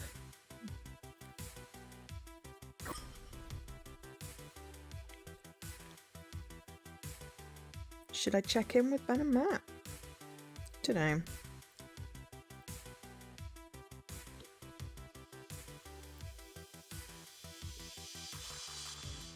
They're arguing. I feel like I need to check in on this. Also, I'm nosy. Sorry, curious. I must protest. Which is why they should have done nothing. Now they're de facto approving of evil itself. Are you kidding me? What else did you expect them to do? Hold hands and sing Kumbaya? Wrong time. Wrong place, wrong time for that sort of thing. Okay. I am walking into a heated plate. Yes. They need to step in here if Zappa starts getting abusive. She's learning self-control, but I promised her I'd intervene if anything goes wrong. Fortunately, my arrival draws her attention. Hey, Angelus K. Loxley's being an overly optimistic dreamer again. This is messy. Loxley, my dude, I get that in a perfect world everything would be super cool and he could say everything he wants, but this ain't that. Nor will it be unless those with power are willing to step up and embrace empathy rather than avarice. Okay, may as well hurl myself directly into oblivion and ask, what are you two arguing about? It's less of an argument and more of a clash of perspective. Mine being sensible, and his being idealistic. I'm perfectly fine with being called idealistic. Back up a bit and start again, I just got here. Fine. Loxley, you first. Yesterday, an esports competitor was being interviewed after a major tournament win, and in his victory speech he declared, "Free XXX. Revolution now." And the game's publisher promptly banned him from play for 6 months and fired the person interviewing him for allowing it.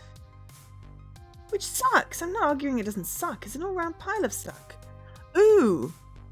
I feel like this is almost based on a real... I feel like this happened.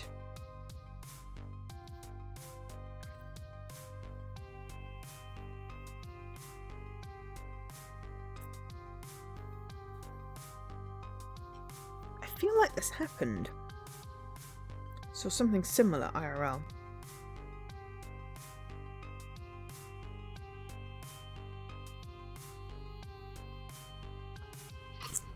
But the ban came down because a gaming event is the wrong place for politics. It's like expecting nuance on Facebook. The guy signed a contract agreeing to that. The contract wording was intentionally vague, and I doubt the company would punish him if he said the USA rules, which I might add is also a political statement.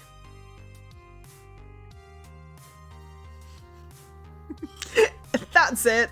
It was Blizzard. Thanks, Tuba. Yeah. I vaguely remembered something like that happening. And yeah.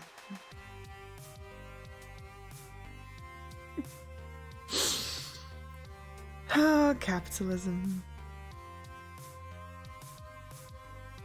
Sigh. When will it stop ruling us? I watch too much Star Trek, you see, where there's no money, so capitalism is not a thing. There are so many other things. But, you know, everyone can afford to eat and get healthcare and get basic education and not work themselves to death and bankruptcy, so, you know. I mean, there's still, like, random global war stuff, but at least people aren't dying of, you know, starvation or flu, I think. I don't know. Anyway. Yeah.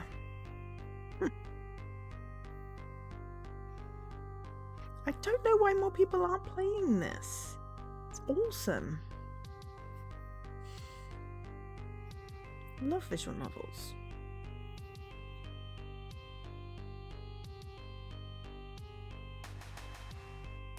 I guess, you know, it's hard to predict market trends. Maybe there'll be like an arcade resurgence in 20XX and it'll become a thing again. Yeah. I can understand it being disappointing. Definitely understand it being disappointing. Yes, USA rules is definitely a political statement. And also possibly not true. Dare I say? I disagree, my friend. No. This is clearly fear of reprisal from the government of XXX, which is simultaneously a huge gaming market and a despotic? That's how I'm going to say that word.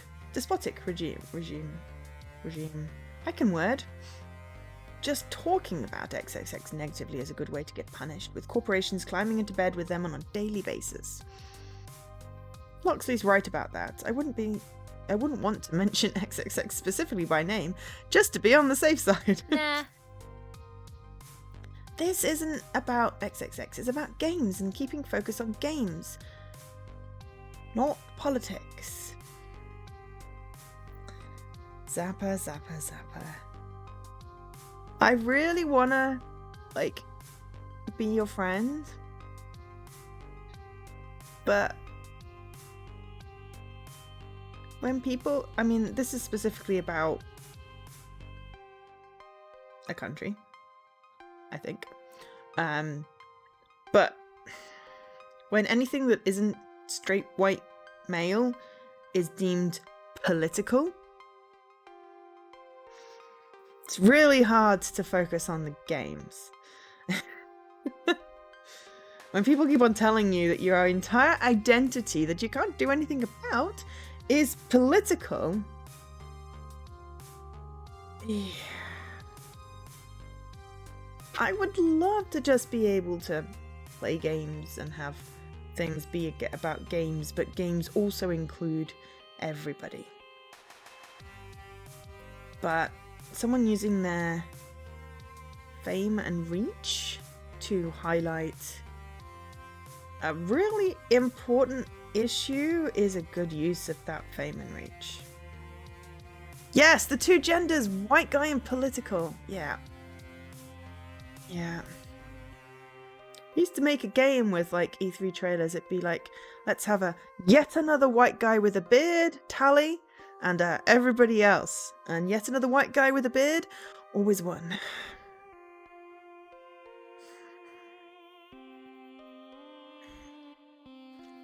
I'd say it's getting better, and it may be, but I also play a lot more indie games now, which have a lot more diversity. So they're very much not just more white guys with beards, though we do have one pretty white guy with a beard here. No judgment, Loxley.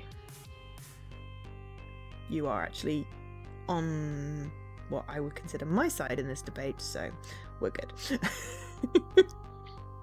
But yeah, it's like, but I mean, it's not even that. It's like two races, white guy and political, and sexuality, well, straight white guy and political. It's just, white guy is not the default. It should never be the default.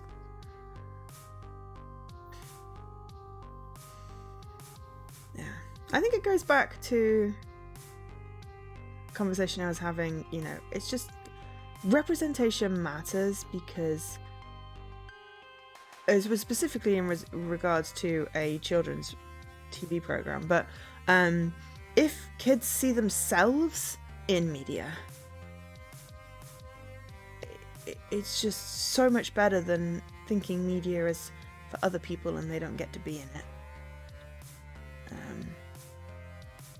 Same goes with games. But yeah, Zappa, we are going to have to not agree to disagree. We're just going to have to disagree vehemently on this. Sorry, sweetie. Yes. All discourse is political, my friend. Games are art and therefore political. I think the thing is that there are two meanings to the word political. One is the literal politics, politicians, policies, which is what my literal brain translates things as when people say that, you know, like, legitimate is political. Sorry, I love pronouncing that acronym like that. That is TikTok's influence. And then basically, which means it's a hot issue that is used in politics as a weapon, which that is completely different. For me, originally, I was like political, so, you know, like Labour and Conservatives and Republican and Democrat. That's political identity. That's all politics is about.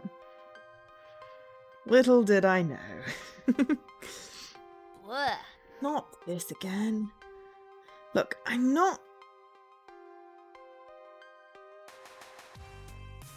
Yeah, I'm not quite sure what to do with that sentence. Look, I'm not sitting here again. XXX's... Okay. I don't like what they've been doing any more than you do. And how that publisher is run by abusive patriarchy... Something sticks. I'm not playing cheerleader for anyone here. But expecting a video game company to do anything other than get out of the way of that oncoming freight train is absurd. It's not their place to start an international incident.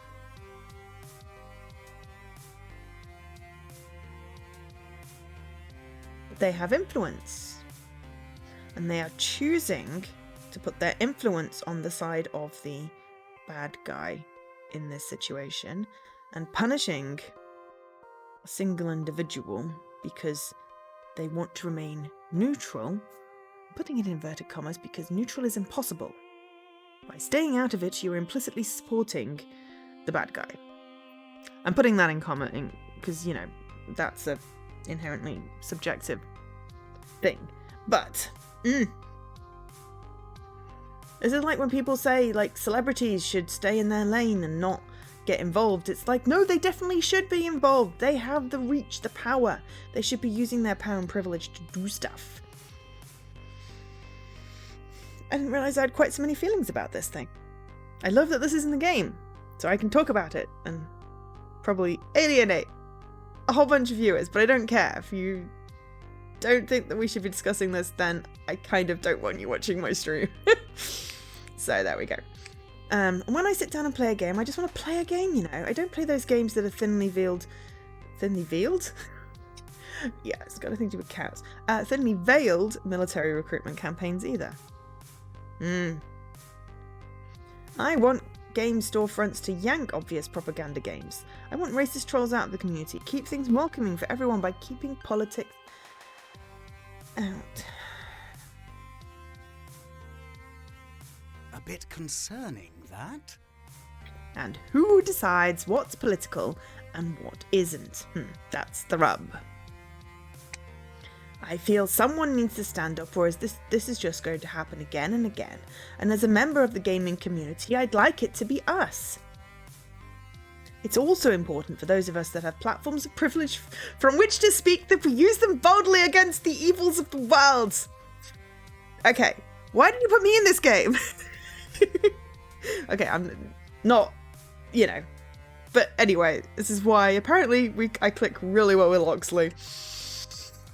Because he literally just said what I just said. But we've both ranted enough, haven't we? Considering Angel SK as our acting manager / cat wrangler. Okay, you keep saying cat wrangler, but I have yet to see any cats. I got Small Cat in Arcade Spirits that didn't get any follow through, and I really wanted to see Naomi and cats. At least the next game coming out very much has cats. And Cat is clearly the main character of the game. So I'm very much looking forward to Penny Larceny, the new game coming out from Fiction Factory Games, which listed on Steam. I should really have a link handy to pop in the chat for that. Thank you for letting me know that. I'm totally going to visit Jinx. Yay. I love cats. Especially cats in video games. Especially when I can pet the cat. But just, I love cats.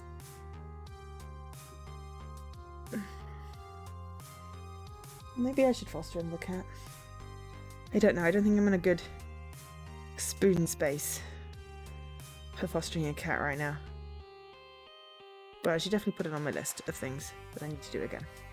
Anyway, I'm curious how they would interpret the situation. Well, I'm 100% on your side, taking sides, Loxley, 100%. Just in case I feel like, oh, I don't know, making scary political statements after Magnificent 7 wins the Pro Tour. Go for it. Oh no! Damn. Okay. When I replay, I will go visit Jinx. That's fine. That's fine. I chose to talk to Grace because I felt that was the relationship I wanted to pursue in this playthrough. Though if Jinx does have a cat, then maybe the cat could pop up later. We can dream. Holy moly, people! You're dumping this on me now? No worries, I support my friends. I respect your wishes on this matter, regardless of what they are. You have my loyalty. That will always come first. Yeah, let's not back Angel SK into a corner on this one. I'm cool with whatever you decide to. So, do you think it's reasonable to disallow politics at a gaming event, or is it reprehensible to silence them?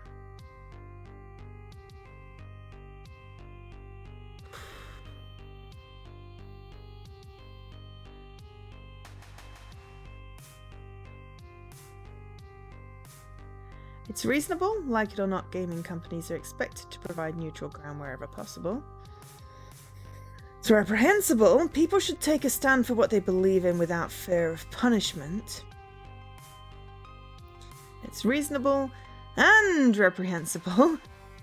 Can't imagine it going down any other way, but we don't have to approve of the results. Or I'm not getting into this right now. Okay. Yes, I mean, option 3, acknowledge the problem and the reality.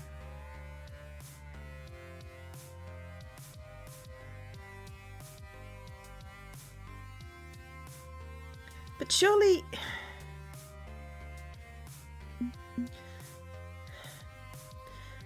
I don't think there is no... I mean, yes, acknowledging the reality here, you know, people expect gaming companies to provide a neutral ground, but I don't think there is a neutral ground here.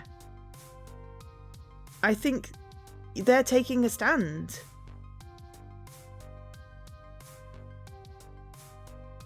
Oh no, completely. This is so if I can't decide, I will generally see what chat thinks. Sometimes I'm like, nope, this is what I'm going with.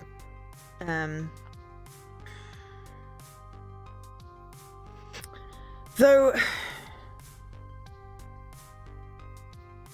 this is, people should take a stand for what they believe in. To a point, because I don't support, like, you know, neo-Nazis and transphobes and everyone else that thinks that, you know, they should have a equal voice, because I don't support fascism.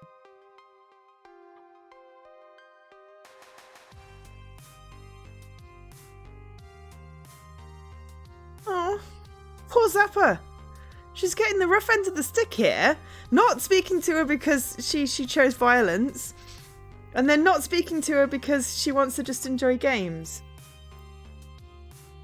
It's like she literally said, I don't think that XXX is doing the right thing. But she just wants to enjoy her games. I get it. And hopefully picking the second option doesn't mean that I don't speak to, you know. I definitely don't want to not speak to Zappa again. Teaching moment. Yes. People should take a stand for what they believe in without fear of punishment. Yes. To a point. And, you know, people should definitely be punching Nazis. And deplatforming transphobes. I feel like I'm going to add this on the end of the thing. It's like, yes, I definitely believe people should be able to take a stand without fear of punishment. But also, as long as it's on the right side, for whoever is deciding what is right.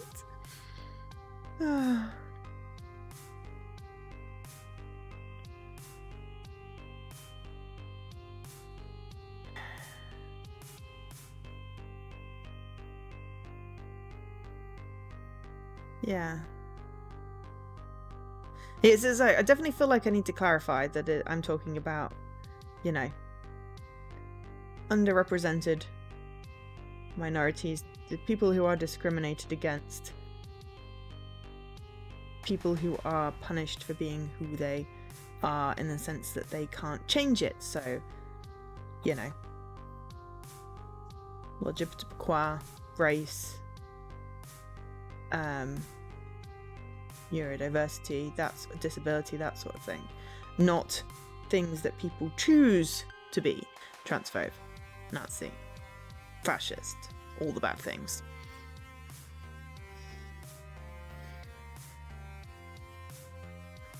Just adding that caveat, because I wouldn't want people to think that, you know, I support the bad people. Not that I would think that. I just apparently want to over-explain today.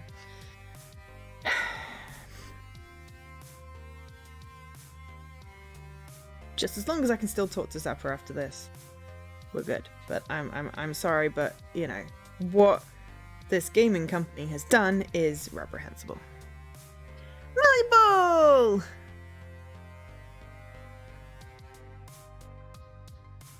Yes, reasonable debate and understanding to a point, but there's a lovely cartoon where someone who is not being reasonable says, let's meet in the middle, and walks 10 steps back and expects the person who is being reasonable to meet them in their middle, which is then not actually in the middle. But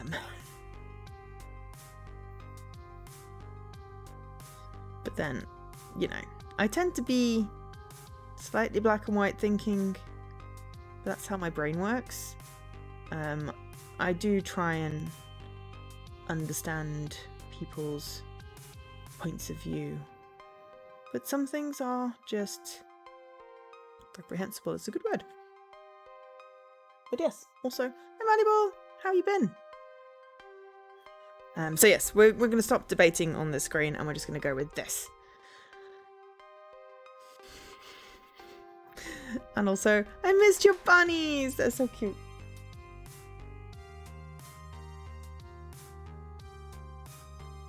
I know they're not actually your particular bunnies, but anyway, the bunnies are cute. Anyway, so let's call this what it is, okay? A gaming company is terrified of losing money in XXX and willing to silence someone to avoid that fate. Yeah. We get a plus Loxley. Hopefully we have enough plus with Zappa that she doesn't hate us and is willing to listen, and we can still be friends. It's not about neutrality, it is about that bottom line, and a company has no right to punish someone over their speech like that. They're not willing to stand up for their own players, maybe they don't deserve to have a player community. And if the only vote we get under capitalism is voting with our dollars, well, I hope there's a mass voting and they feel it in the pocketbook, and I really wish that would work.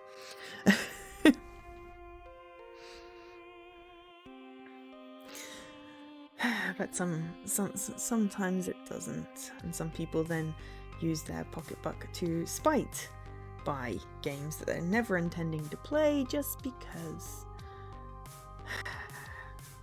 Let's not go down that route. Here.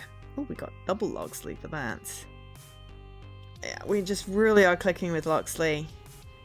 And I have strong feelings. I have a strong sense of justice. It's sometimes misplaced. My heart's in the right place, though. So there we go. Thank you for seeing past the company's rhetoric to what this is truly about. Maybe? I think you're both putting way too much meaning in this, but what else? As long as you're willing to understand our point of view and you're not gonna, you know, not be my friend. There we go. It's not like I'm waving XXX flags around and cheering them on. Just not going to say that at a tour event.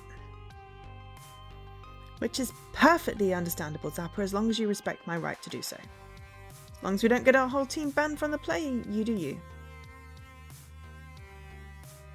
Okay. Living with y'all is going to be interesting at least, especially with Loxley and I under one roof. Especially since as I apparently picked these two that I'm like, these two and Grace are going to be my bestest friends. And they are complete polar opposites. Promise not to start any fights though, team cohesion above all else. Glad I'm specifically bunking with Rhapsody though. Likewise, I promise to remain cordial and not allow differing viewpoints to tear Magnificent Seven apart. Good. It wouldn't be fair to Angel SK or anyone else. So 3 cheers for M7HQ! Still sounds like a chess move. Long may it stand. Hip hip hooray.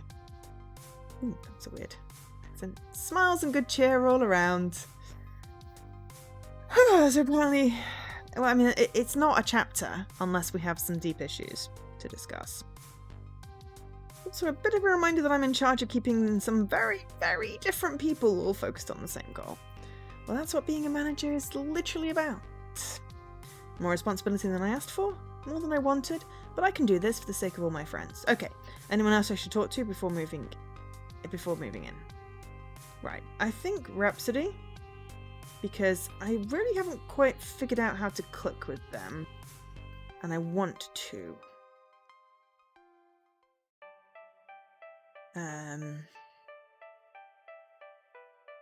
Rhapsody's just hanging out in the laundry area upon first glance.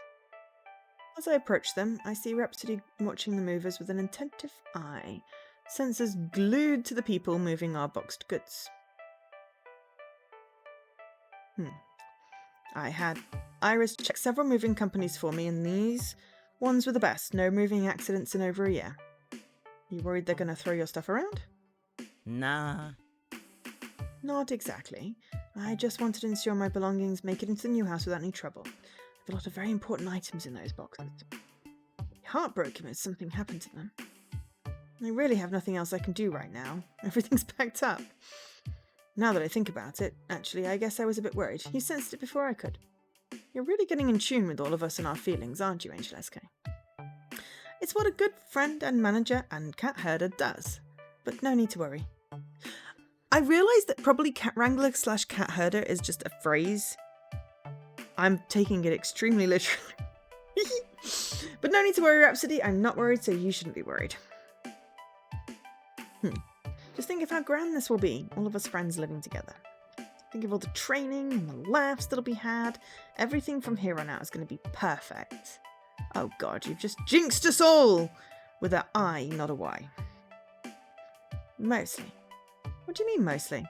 Might work? I do enjoy your very gung-ho attitude about everything. Makes me hopeful in turn. But oblivious optimism is not the smartest way to approach this. While most times will just be dandy, there will also certainly be issues. You need to be prepared for that.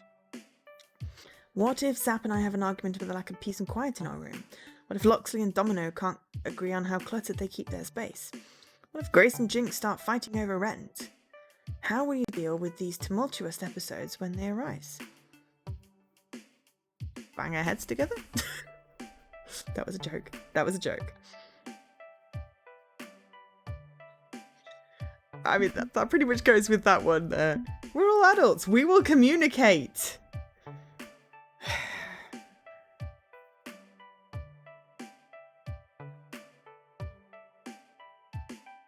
Yeah. Manage the unmanageable. Cool. I have thought about it because it's my job. I am a manager. Not of a gaming team, but at a gaming company. So I'm going to go with optimistic, but, you know, let's try being adults. We'll communicate. It's not like I haven't thought about this. Of course, sometimes we won't get along. It isn't just some happy, idealistic bubble I'm living in. But I also know we're all capable adults. On top of that, we're all friends. We know how to talk to each other. We just have to have an open floor from the start and be able to share our feelings with each other. Honesty and understanding and willingness to listen is the cocktail for success. Yay! That was the right answer. If that's the drink you're serving, I'll gladly slurp up that mix. Thanks. Gross. Rhapsody takes a deep breath and a moment to mull over my words. They seem hesitant, but wanting to continue this conversation. I don't mean to overstep, Angel SK. I've lived firsthand with this experience, and sometimes it gets ugly. You mean when you lived with Team PTW? Rhapsody nods, a slight sadness to their smile. No matter how cheery and great it seems at first, there are things you can't possibly know about those who you're moving in with. Yes. And sometimes you just need space. It sounds like there's not going to be a whole lot of space. So that would be absolutely impossible for me. Unless there was literally a room where I could go that was soundproof, that I could shut the door and block out the world. But this is why I choose to live alone. Not join a gaming team because I'm not that good. But yes, there are things that will happen when you live with people that you don't see when you just see them every day, or if you work with them and that sort of thing. So, yeah. We all have our secrets, and PTW certainly had theirs. I didn't realise how awful they all were until I lived with them. When I first joined, I merely thought their haughtiness was all an act. Most of us tend to inflate our personalities when we're in the spotlight. I thought it was all for show. But as we know, it's not. That's not a good look. I saw them harass and abuse others in the community, constantly. Winning is all that mattered to them, and they did everything and anything to do so. Sabotage and manipulation were always on the table with them. Now I feel slightly guilty about the pink flamingo. No matter how hard I tried to ignore it, I had the means to win, I had the resources at my fingertips, I was surrounded by the best. I could have won, really won. But in the end, I just couldn't deal with it. Wait, I thought you said they kicked you out. They did. After I gave up emotionally, my skills and performance tanked. The harassment turned to me, thinking it would inspire me to do better. Oops. It was Controller my sliding. fault. It didn't, and eventually they officially removed me. Constantly think, what if? What if I'd stayed? What if I'd just done something? Would it have changed anything? Honestly, probably not.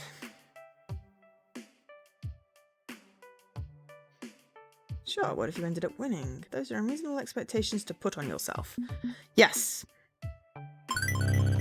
Playing the what if game will get you nowhere, Rhapsody. You're smart enough to see that. Yeah, that's true. Hey, we're connecting! Woo! Just need to work on Jinx. You could have 1,000 what if scenarios running in your head, but honestly, do you think that if you'd stayed in that house that you'd be here right now with Magnificent Seven? Maybe.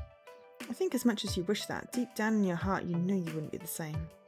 That kind of attitude warps people. I know because my friend Hunter joined PTW and I can see them slowly changing. I don't even think they see it. So if you'd stayed with PTW, you wouldn't be the great friend I know now. I see your point. That makes a lot of sense. More sense than I'd like to admit. Regardless, I'm done dwelling on the past for now. I have new things to focus my energy on. I need to elevate my skills in FOD too. Not just about your performance. The joys of FOD 2 is you'll always have a partner. Doubles. Yes, that's true. I've been singles all my life. I've never tried to achieve greatness in a doubles team. What if we switch it up? New game brings new challenges. Maybe if I can't do it alone, I can reach success with a friend. You're not alone, Rhapsody.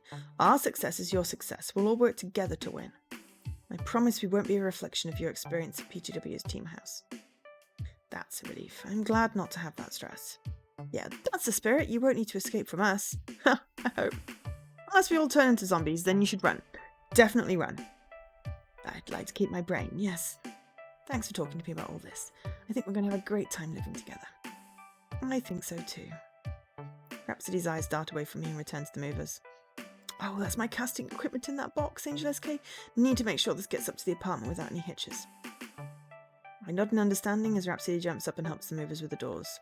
Reflecting briefly on my conversation with Rhapsody, sure, there'll be tough times ahead. I know all of us working together should be able to conquer anything before us. Trust in this team, trust in us. Speaking of us, let's just see what the rest of us are up to right now. I should go see how Domino's doing. Oh, ow!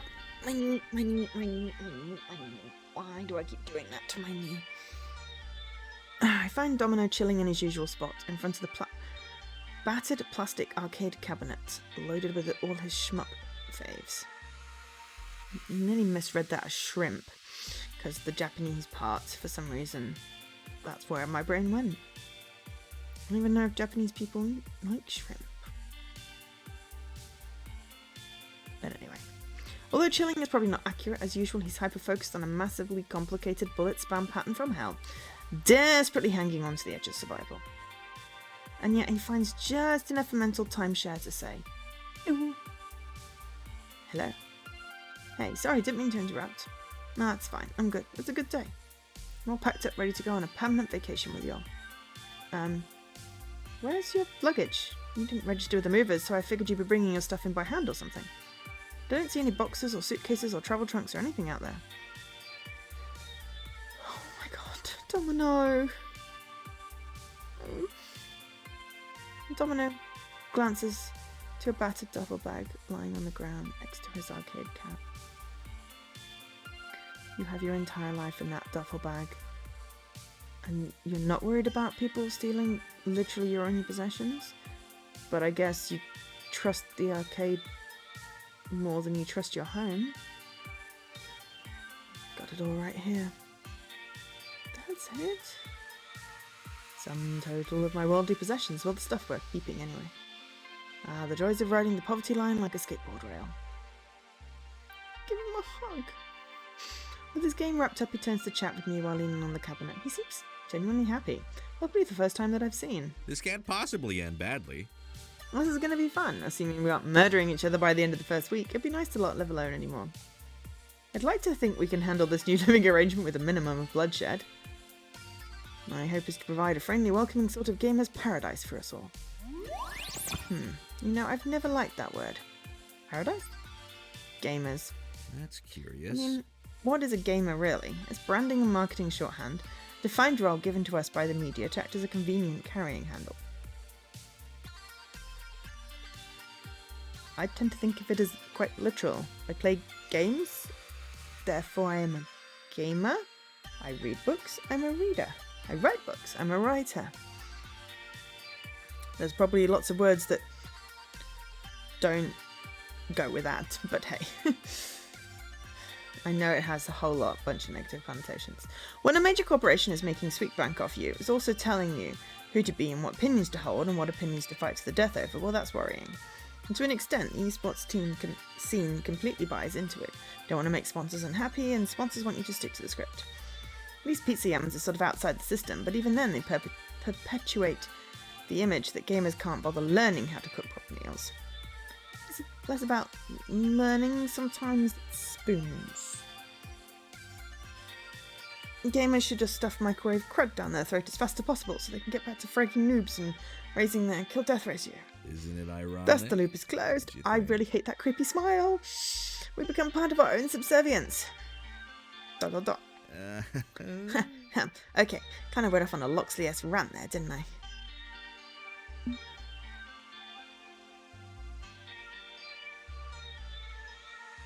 I mean, it's not overthinking it. I just said I'd take things literally. So I'm not going to answer that. Gamer is fine as long as you're a young gamer and not someone else's tool. But yeah, I think it's okay. It all made sense to me. We have to be careful not to perpetuate stereotypes.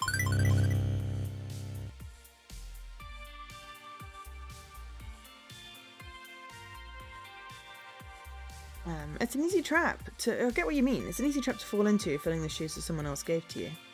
We're walking a weird line, being professionals who have to keep their sponsor happy. We need to be careful not to become generic esports team number 23. If we keep our individualism and our ideals alive, I think we can work within the system without being complicit in its excesses. That's a pretty tight rope to walk, but I'm glad you're mindful of it. Last thing I want is Magnificent Seven to be all like, "What up, fellow gamers? Buy more pizza yums." Well, no, Iris will do that for us. So yes, we really need to spend some time with Jinx at some point. Well, we have to push the product a little, but only in ways we agree with. Hopefully we'll have a choice in the matter. Maybe it's for the best that I'm bunkmates with Loxley for this Magnificent 7 HQ experiment. We see eye to eye on this stuff. You do. It's good. Maybe it's just like, you know, logo on our jacket type thing. So you picked out your room assignment already? Yeah. Yeah. Jan's moving stuff around accordingly. Starting tomorrow, M7 HQ is in full effect. I'd suggest a huge party to celebrate, but let's not annoy our landlord on day one. Plus, I'm usually the one who sits in a corner talking to the pets during the party, because when I try to mingle, people go, "Oh, look at the time," and wander off. Yeah. I feel that. Honestly, I'm less worried about someone else on the team starting drama than myself accidentally causing some. Not the worst idea. My hope is that it'll be a little less morose if I'm around cheerful people. I mean, it's half the reason I keep coming back to GCF. Being a shut-in really drives people up a wall, across the ceiling and down the other side. We don't know how folks like Loxley managed it before today. Hang on, weren't you a shut-in too? I lived alone, if that's what you mean. That's curious. You didn't have an arcade to fall back on to pump up your social meter either. How'd you do it? How'd you avoid losing your marbles from isolation?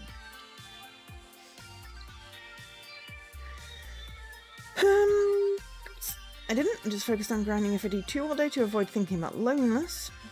Maybe I did go completely scooters, I'm just really good at hiding it. I don't honestly know. It just never got to me. I'm cool with peace and quiet. This is me. I live alone by choice, and I like it.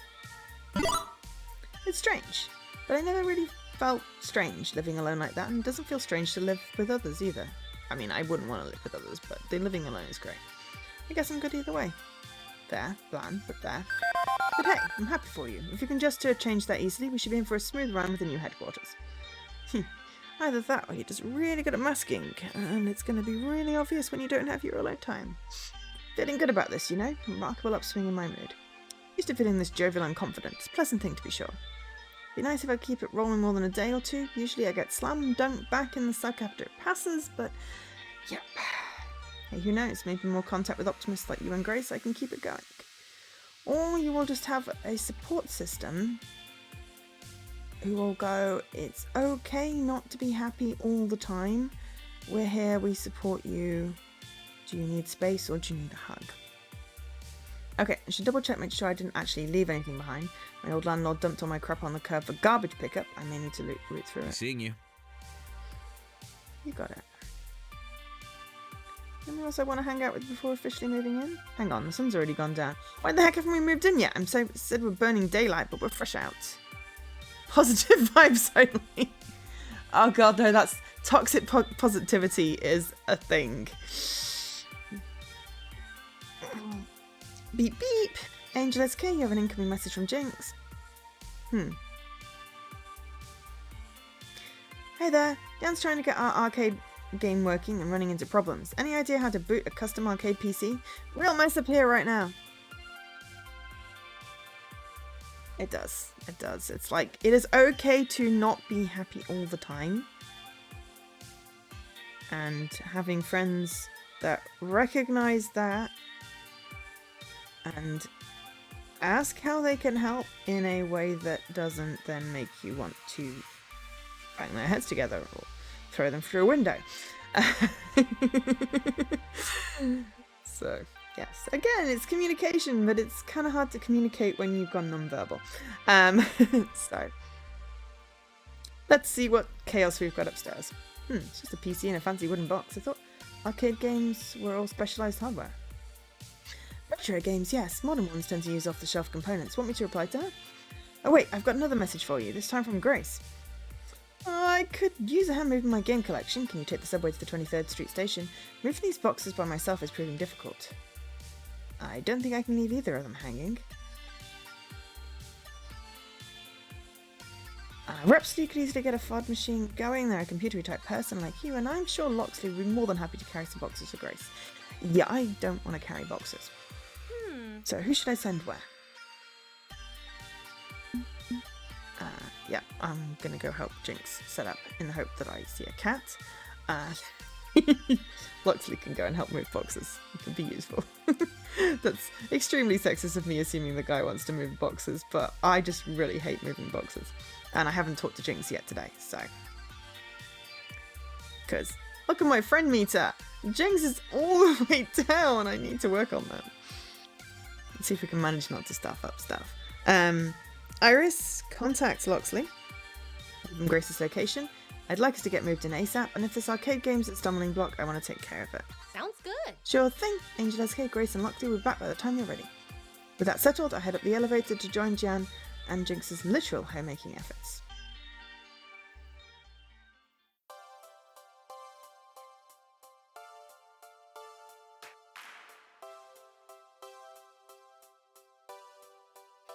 Cool. It's my first time seeing Jinx's apartment, also known as half of M7HQ.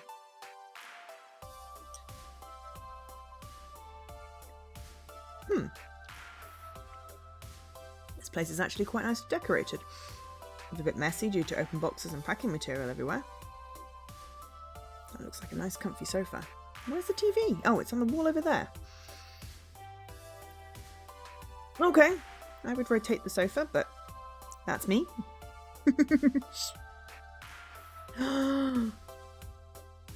There's like an entire cat jungle gym! With tubes and everything! Yeah, definitely when I have my dream house, you know, the future thinking, you know, 5-10 years, finally move out of London, get my dream house. I definitely want, like, built-in cat shelves and stuff like this. I mean, with tubes, I'd be worried about a cat being stuck in a tube and having to poke it like, you know, they're stuck in the air vents in Die Hard. but like shelves and climbing stuff. I love it.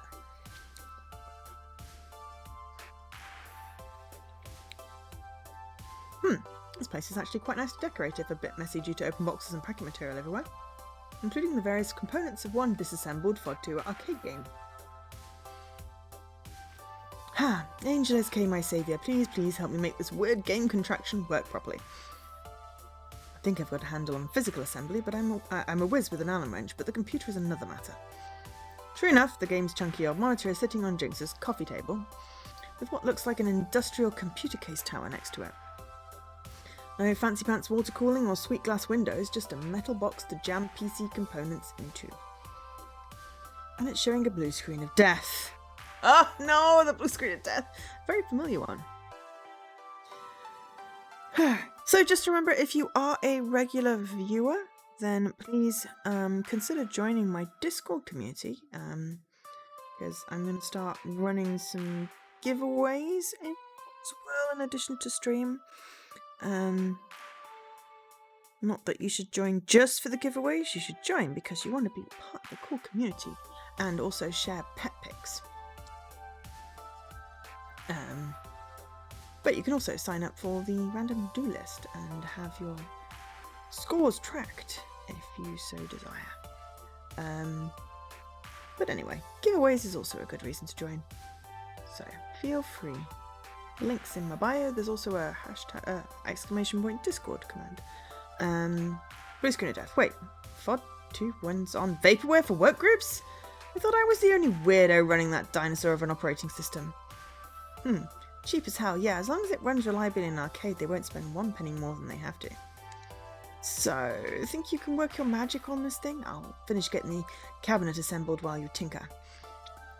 With a shrug, I take out my USB keyboard and jack in to give it the old 3-fingered salute, Control-Alt-Delete, and reboot the box.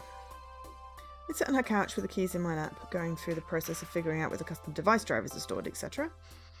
Doesn't take up much of my mental timeshare, so I chat while working. Sorry about that. Sorry about this. Jan wanted to surprise you all with a completely finished team headquarters, but took longer than expected. It's cool. I'll have this running soon. Looks simple enough. Good. While you're doing that, I'll take this time to relax. I'm a big fan of relaxation time. Stress of getting this ready is worn on me.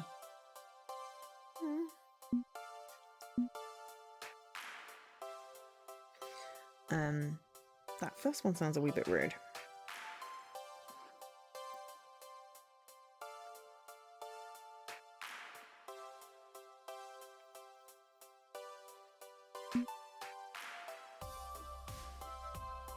But this is the important question. I mean, yes, relaxing is an important part, but will having 7 of us... 6 of us? Anyway, intruding on your personal time mess up your relaxation. You're not going to be chilling by yourself in your apartment anymore, though. There's 7 of us coming in and out through that new door. Is that going to be a problem?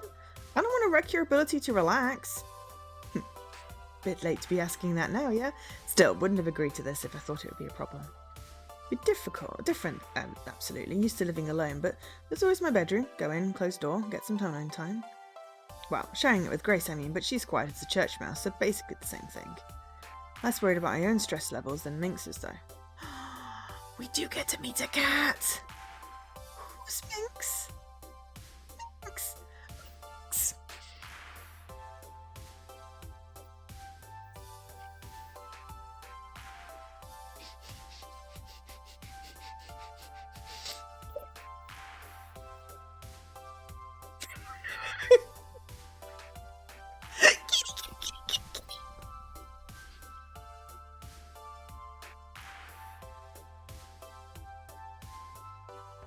James.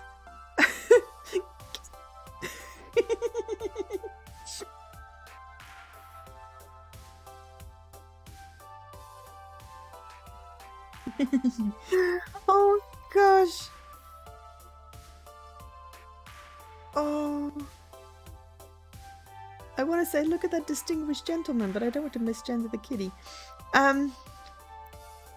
Look at that distinguished gentle kitty. But look at the kitty so cute. I'm happy now. Lady cats. Okay. So look at that distinguished lady.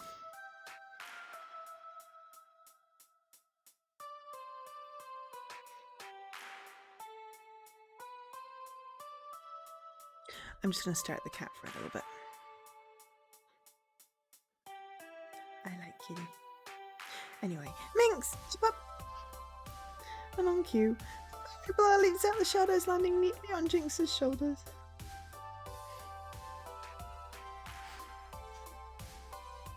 With a smile, she scritches into the kitty's chin as it stares off into the distance.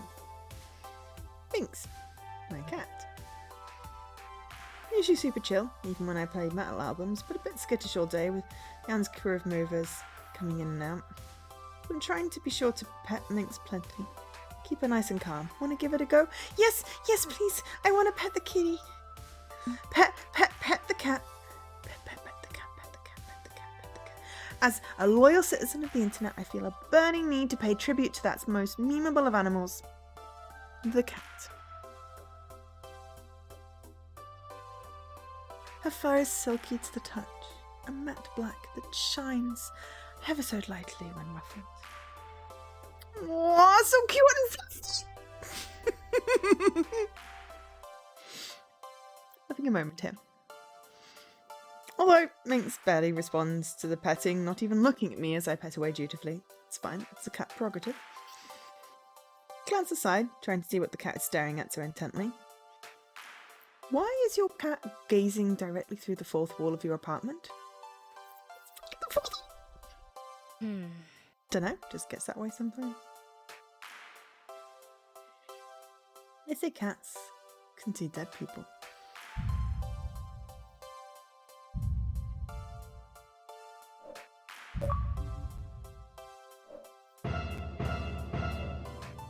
Sorry, I really could have, clipped that, but I also just wanted to take screenshots. That was great. That would have made a great clip, but I had to do the screenshots. Yeah, cats are weird. Oh, that one with the eyes would make a great background for my Xbox. But that's part of home life, yeah? Quirky pets. With a sigh, she glances around her largely empty apartment. At peace. This is nice, isn't it? It's nice to just coexist, you know? Without a crisis, without the pressure of team training, without emotional heavy lifting.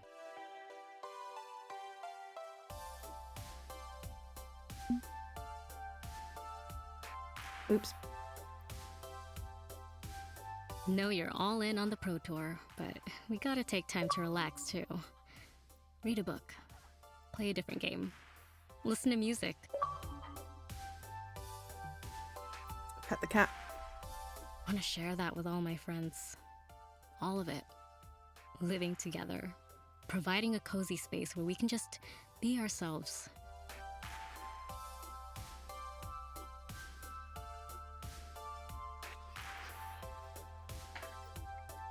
Wasn't sure at first. No. Opening up my life to others with the quietly uncomfortable bits on display. Sketchy. Risky.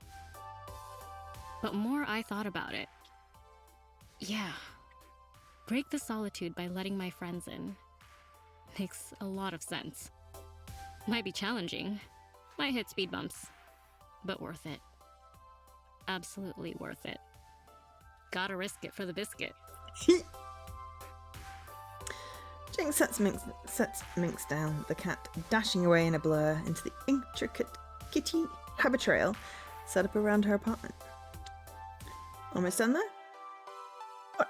Oh, the game. Her heartfelt speech distracted me from the subject. A glance at the screen confirms the installation progress bar filled to top. It's good to go. Still need to patch up to the latest firmware, but it'll automatically do that over Wi-Fi after we put it together.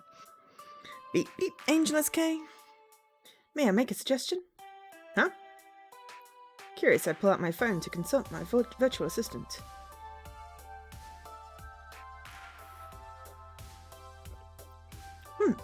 It's a fan-made patch for Fist of Discomfort 2, which can be hacked into the firmware update, which adds all sorts of functionality. Technically it was made for cheating, but it unlocks all the characters right away, adds second monitor support to home units, and even includes all of Fist of Discomfort 1. Plus, using new code hooks, I can access it to track your statistics and analyse your techniques. Isn't that neat? A game mod? Using that won't get us banned, will it? We can't risk our personal FOD 2 machine being blacklisted. Well, it's technically against the Digital Millennium Copyright Act due to the need to decrypt the BIOS, but as long as we don't use the cheat functions, it shouldn't be detected unless you want to cheat. Yeah, okay. Well, the game's ours to do with as you please. As I say we install the patch, why not? Generally, I stay within the rules. My wild days are long behind me, but the right to tinker and tweak things you own, that should go without saying, no matter the DMC.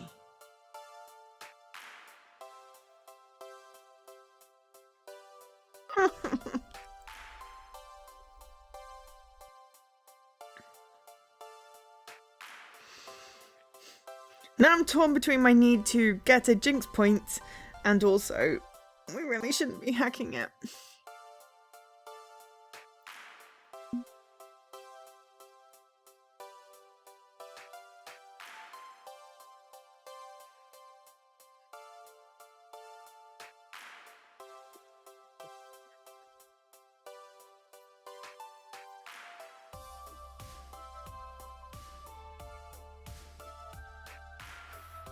I mean, surely that Rhapsody can track how we're doing.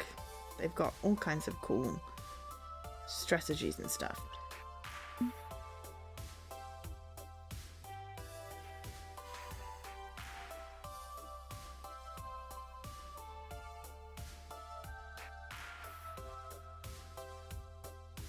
Wouldn't want to get used to playing with hacked stuff and not the base game. Okay, I'm going to not go for the obvious friendship point. It's too risky. Let's not tinker with it. We don't need any mods. Who knows if they'll develop new cheat detection software for the FOD network down the line? No, this is too risky. We can't. There we go. We're back with some order and not chaos.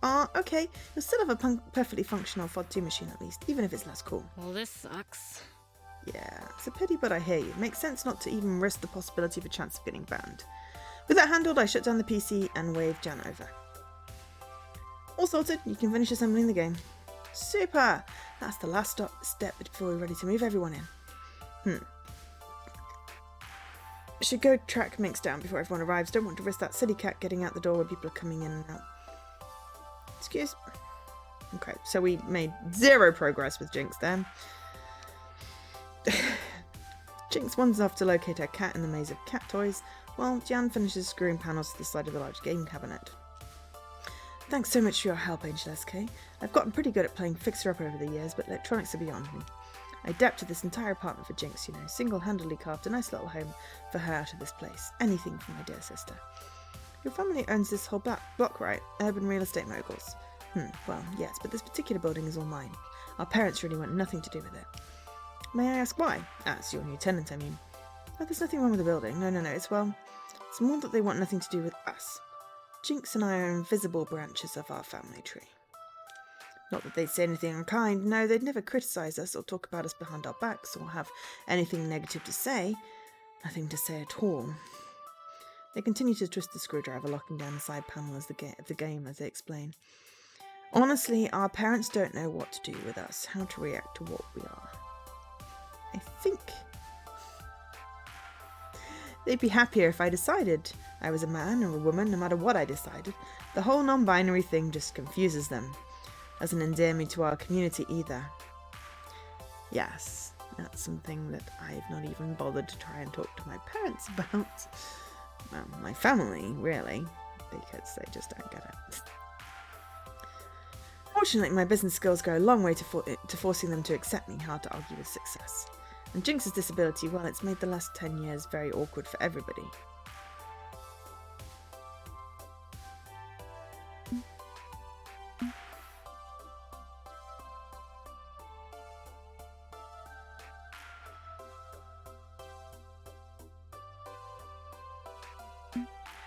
I actually don't like that response for me, because support means that you accept who that person is. Understand it, or at least make an effort to understand it. And if you don't, that's not love.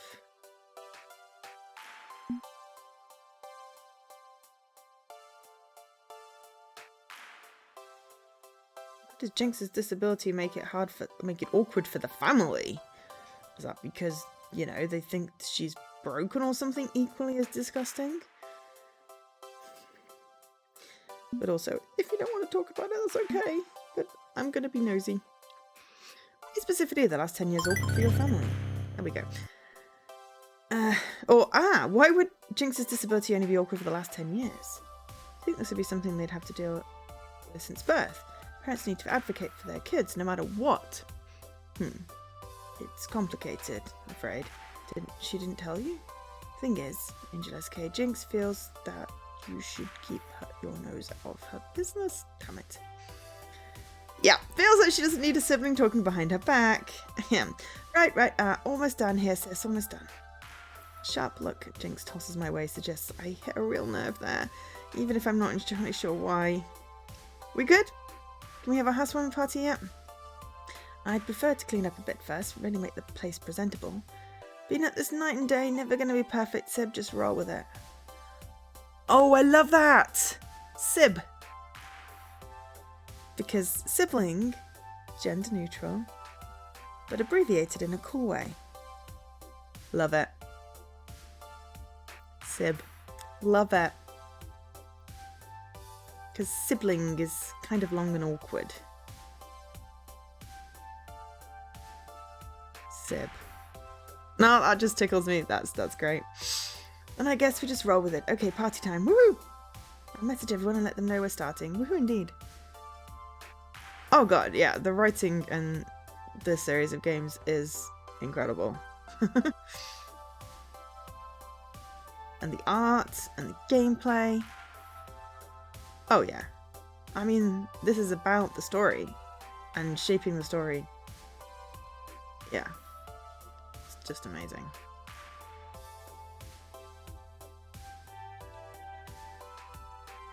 Makes you think as well. I think games that make you think are really important.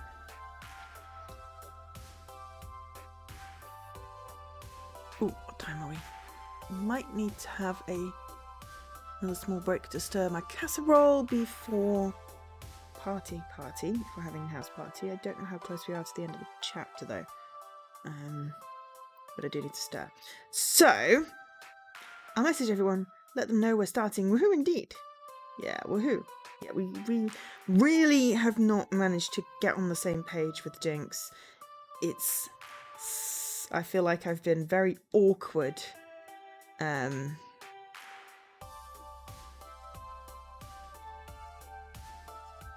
that's okay. You know, these things happen. Hopefully we'll find a rhythm. Woohoo! Oh, okay. Woohoo!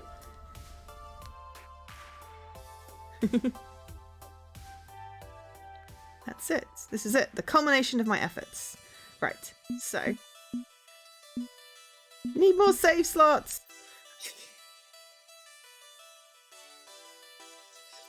Next game needs more save slots. I like saving.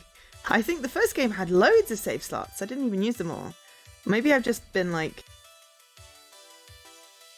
overly using, but yeah, there's only 9. That doesn't feel like enough. I'm gonna have to start overwriting. I'll keep the chapter end ones. There's a page 4? No. That's it. I've got 3 pages. If there's supposed to be a page 4, it ain't working. Yeah, yep.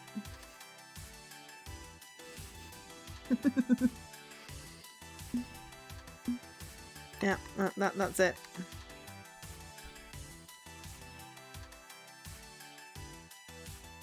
You keep 1 save per run?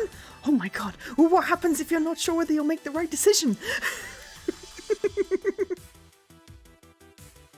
You haven't hit the limit.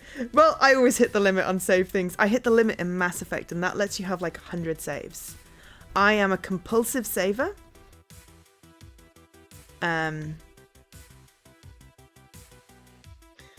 I am a compulsive saver. I really am. But yeah, anyway, it's fine. I'll just flip over to page 1. As long as I keep the chapter and level complete ones, it's fine. I just, you know, I haven't reloaded a save. I don't think. I made lots in Arcade Spirits 1.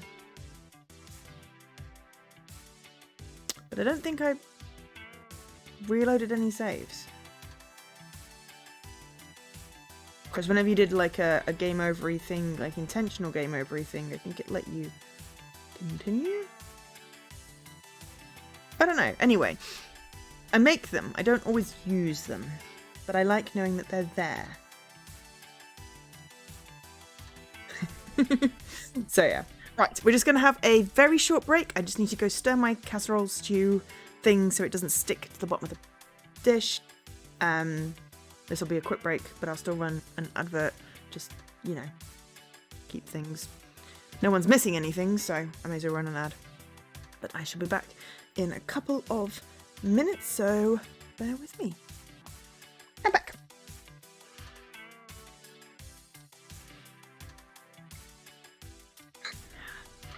Right, party time. This is it. The culmination of my efforts. Now, of our efforts, everyone had to pitch in. Jinx giving up her personal space, Grace willing to deal with her family situation, everyone agreeing to uproot their steady day-to-day lives in favour of making Magnificent 7 headquarters a reality.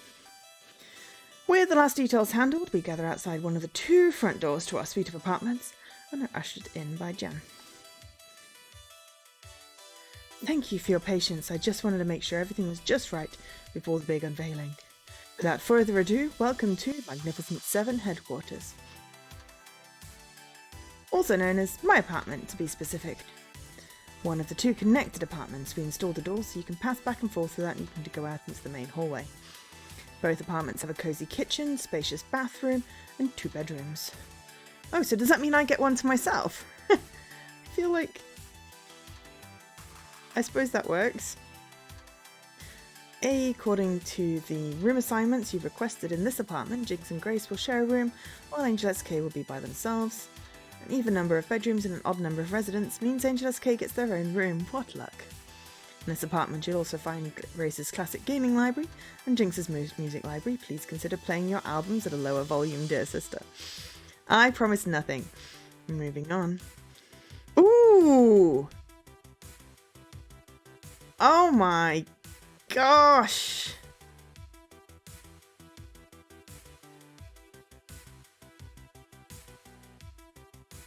It's like some sort of fantasy. Sorry, I'm just drooling.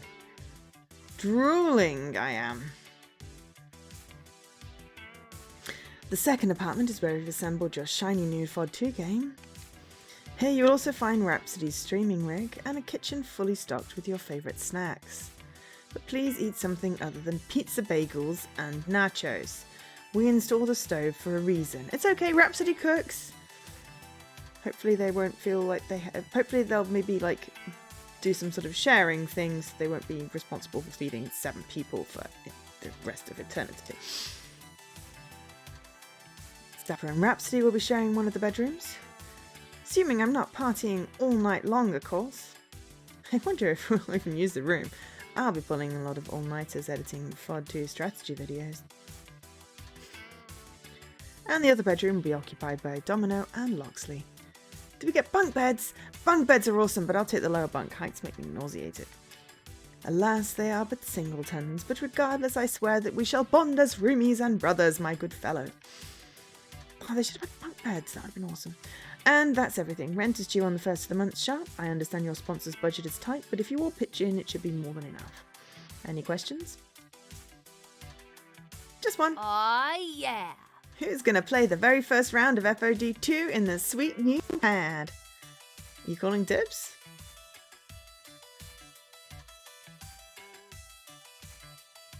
I always pick Zappa. But I think I kind of want it to be Jenks. If she's up for it. So my stats are getting weirdly unbalanced again. Oh, heck no. Just checking if anyone else was calling dibs, and if not, I think I've got a cool idea. Zappa steps back and nudges both Jinx and Grace to step forwards. I say we have a battle for Hygiene Officer of Magnificent 7 HQ. That means Jinx and Grace. Oh, okay, so I don't get to play with Jinx. Okay. Teaming up against Angelus K.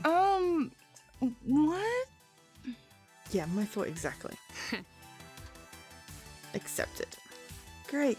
Losing team has to clean our apartment for a week. There are stakes now? Oh dear. It's cool. We're gonna clean headquarters by wiping the floor with Angelus K. You and I got this, Grace. Okay. Okay, then we've got this. We'll win. I just know it. Okay, then as my partner, I'll pick... Oh no, you don't get to pick. We need to make this fun. You're going to use online matchmaking and team up with a rando? So what if I lose? Then it's... I have to clean. And a rando? Or is it like everybody else then has to clean? Or... Can we not just hire a cleaning service? I hate cleaning, if you hadn't guessed. What? Yeah, I'm gonna go with what? Nice. What's the matter? Don't think you can carry some scrub to victory? I'm willing to try to see what happens. Good luck, have fun. Oh my god, your team cat header doesn't back down from a fight. Let's do this. I think a little disadvantage scares me. As your resident coach, manager, and cat header, I'm not backing down from any challenge. There we go. That rebalances my red star a little bit. We gather around the single screen game. Plugging in joysticks and keyboard and such is much cramped. There, it's more cramped than the spacious 2-screen deluxe version downstairs, but we manage. So why wasn't there room for this in the arcade? Is this going to be better? I don't know. Well, it'll work. I guess I just don't understand esports games. But I do like this apartment. It's good. I let the matchmaker spin its wheels until eventually it settles on. Your partner is named Smurfy Smurf XX Smurfy Smurf 420XX. Huh? What the? That's my random partner? Silly name, but so what? No. I know the handle. That's not just some rando. That's Hunter's Smurf account. Smurf account? An alternative fake game handle you play under when you want to fight without anyone knowing who you really are. The heck is Hunter doing playing on that old Smurf account? They're a big-time P2W competitor now. Well, I think it's sweet that you're going to be playing with an old friend. Okay, here we go. Loser scrubs toilets for a week. I feel like... If it's a draw, does everyone else have to clean? Is it me against my teammates? That seems unfair. The chores on the line and my rival for some reason ending up having my back. I line up my fingers on the keys and get ready to fight. Okay, well we're gonna drop the save here. Just, you know, in case I lose.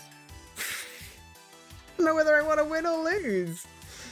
Anyway, we're just gonna see how it goes because I'm very bad at doing this.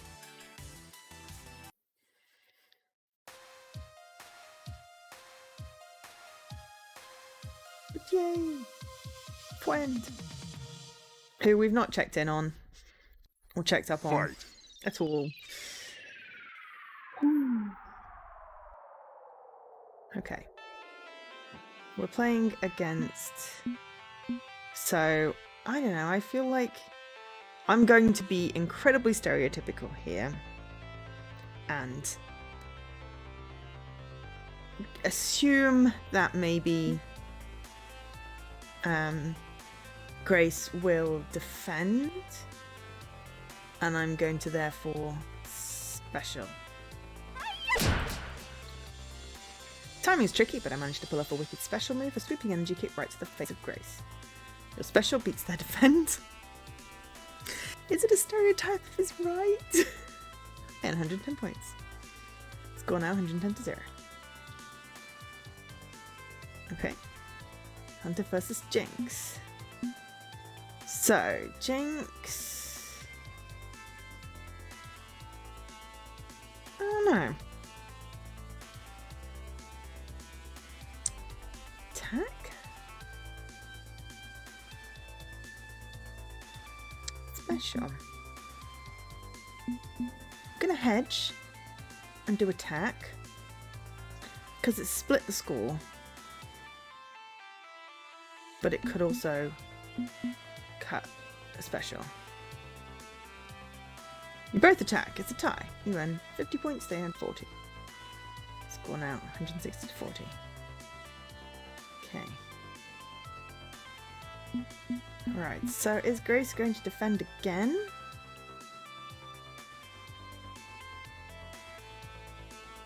You both special, it's a tie. I earn 10, they earn 20. Ah. Okay, score 170 to 60. Okay. So we both attacked.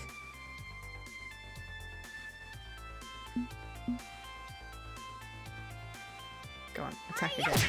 Ooh, attack beats their special. You earn 130. Excellent. Score now 360. I don't know whether I want to win or lose, actually, to be fair.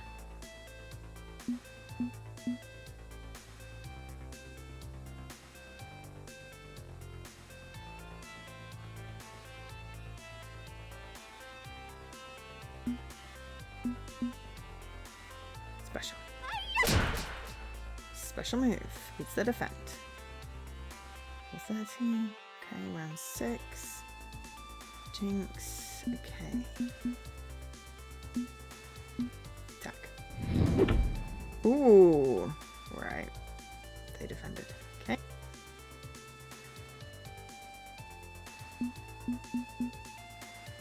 I'm going to special and then assume ultimate on the last round.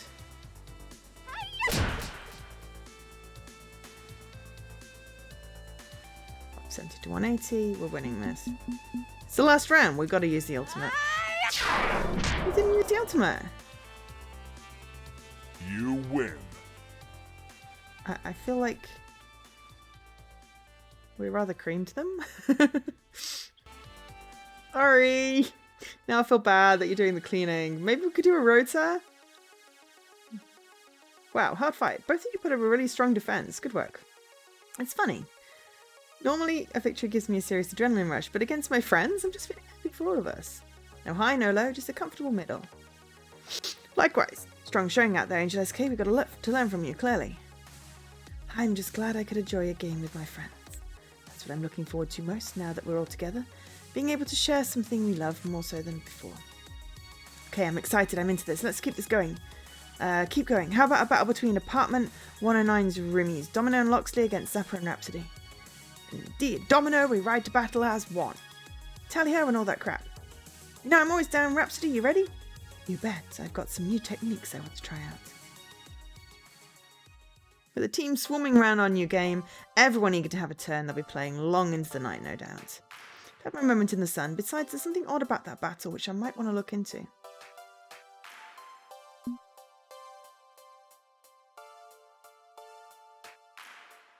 Ah! Oh god, I would not want to be a jerk. Yeah, this character has a strange relationship with the need to win. But yeah, we lost rather spectacularly against P2W. But they were very sore losers. We smashed L7, which I was quite happy about. I obviously run like the very training match at the very beginning, but I feel like it's kind of impossible to, well, it might be, that's rather arrogant of me, but I feel like that was set up to help me win. But yes, I'm very glad that we weren't a joke. I mean, I do want to hang out with the team, but this is a worrying thing, and he is my friend. They are my friend. They are my friend. I should call up Hunter and ask why they were playing with the fake account. Yeah. I can't stop thinking about Hunter using their old Smurf account during that battle. Also, I'm going to take a moment to appreciate Rhapsody's streaming setup, which has purple. And the sound tiles on the ceiling. That's great. There's a lot of sound tiles in here, which is really great.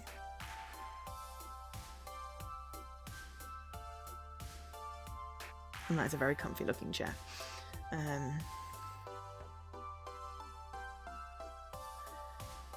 But yeah, I'm very glad that I wasn't a jerk, because I think that would be really bad.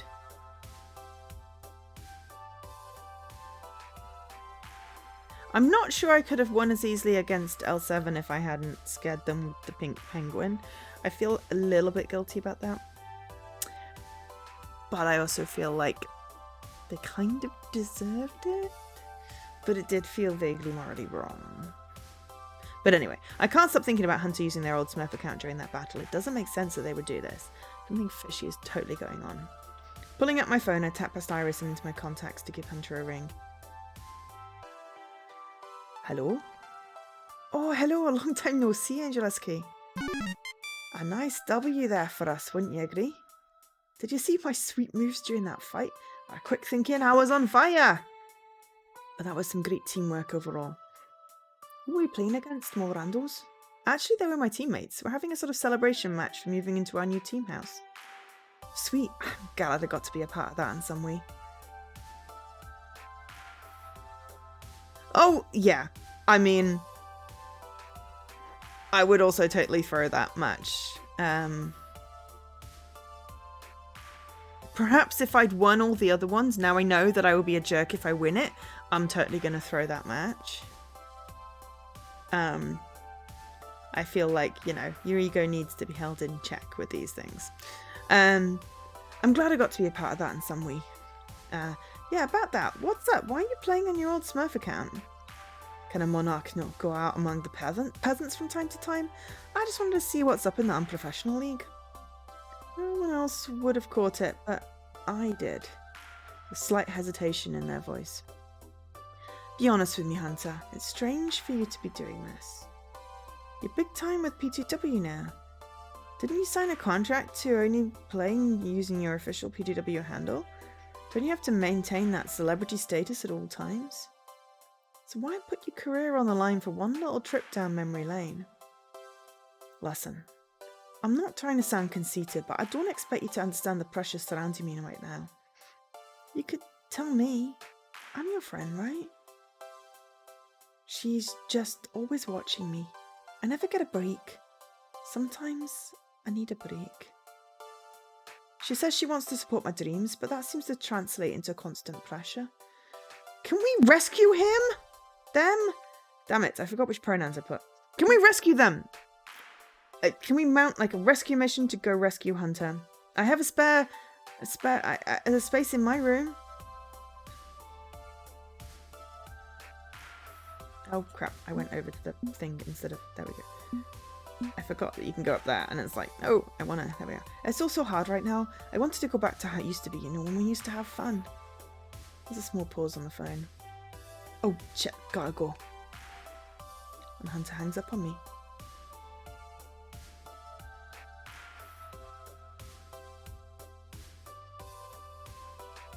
Ugh, stupid sneezes.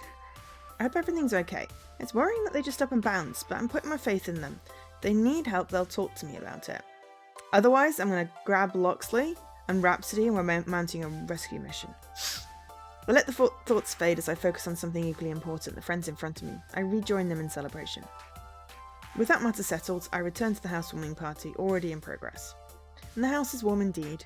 Warm feelings and good tidings all around. When my sponsor suggested this idea of building a team house, it felt to me like the next logical step in going from amateur to pro.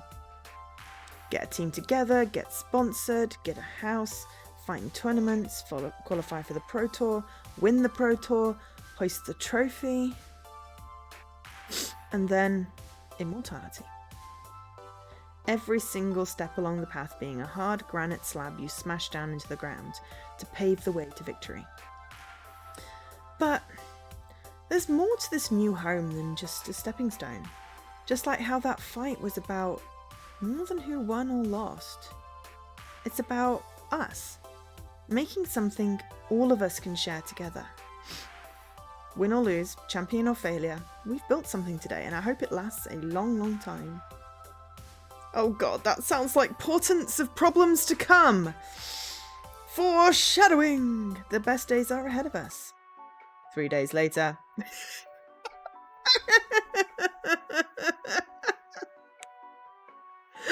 Why Okay, screening who like replaced that? the desktop wallpaper on my computer with a photo montage of scary clowns? It's not funny. What happened to my lucky socks? They were right here. I need them. I need my lucky socks.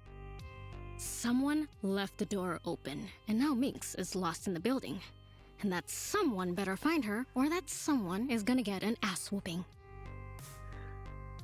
Loxley, I swear to R and Jesus, if you don't stop humming that song under your breath, I'm gonna tear out your throat and feed it to you. Best days are ahead of us. Honest.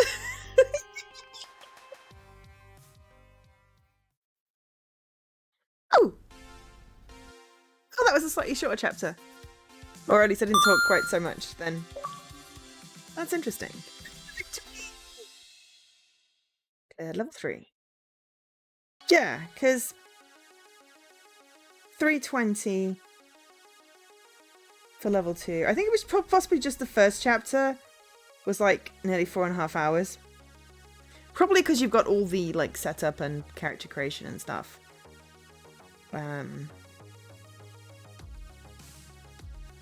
So, I mean, but that's good. I mean, closer to 3 hours is better for my stream. Certainly. Awesome. Let's take a look at your scores. So he's really taken a shine to you. Yes. He's like a golden retriever. We love him very much. 2 to 4 is shorter. 5 is a bit long. 6, 7 is short. 8 is long. That is actually really useful to know. Because I can put I'm going to put a note of that in my spreadsheet for when I'm planning streams to make sure that if I need to be somewhere, that I account for that. So yes, that's really helpful. Thank you. I had that with the first game. It worked out as about 2.5. Oh, 6 or 7. Oh, maybe we schedule 6 or 7 in the same.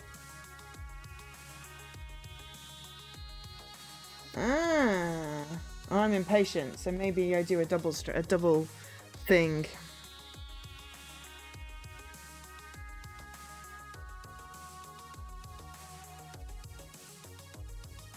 I feel like otherwise we're leaving it on a cliffhanger. I'll have to see where it fits in how the week rolls out, or how the next 4 weeks or so roll out.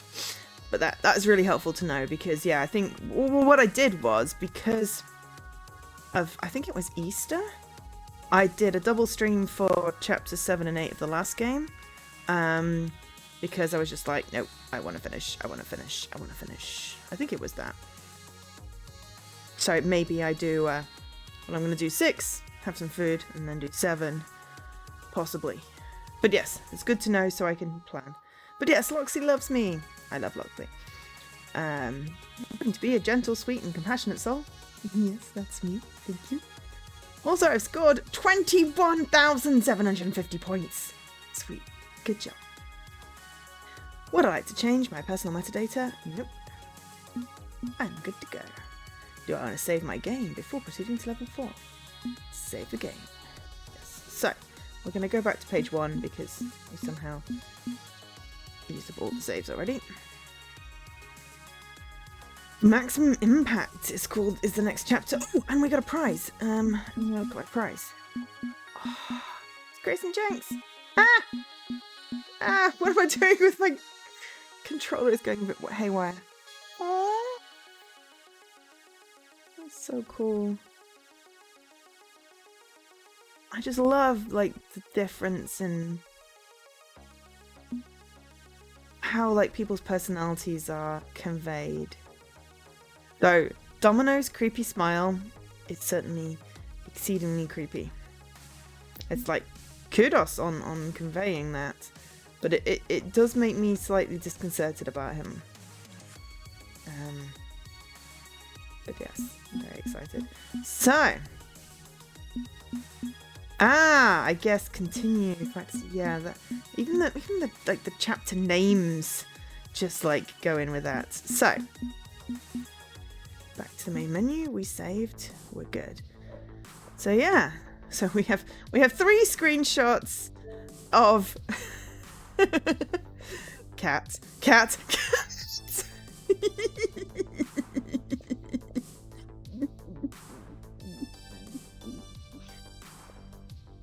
I've just got last capture. Eyes. I'm totally saving that and setting that as my new background on my Xbox. I love the cat so much. But yes. Yeah. That was a level 3 zone control.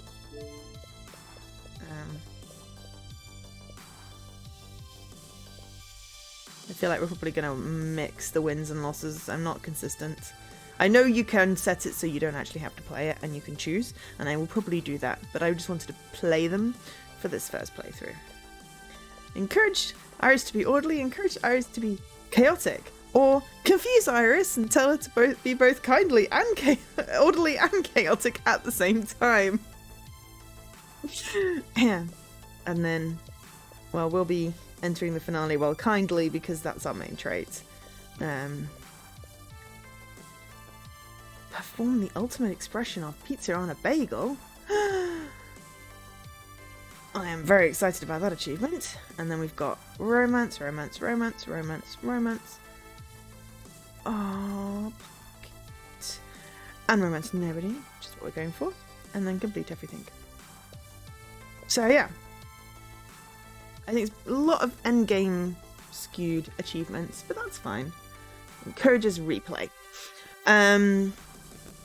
So yeah, so that is the end of this stream. I had to think about that then.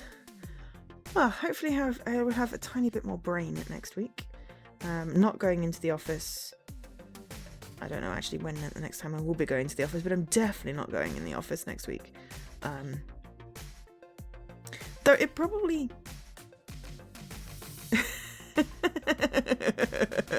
it probably won't be as bad. Now I know everybody, and also, as a general rule, not everyone's in there. Hi Jesse! Pizza in the morning, pizza in the evening, pizza at supper time. Is supper time not in the evening? When pizza's on a bagel, you can have pizza anytime! Indeed you can. And yes, well, thank you for being here, James, and also thank you very much for the lurking and also the additional context to far. I really appreciate it.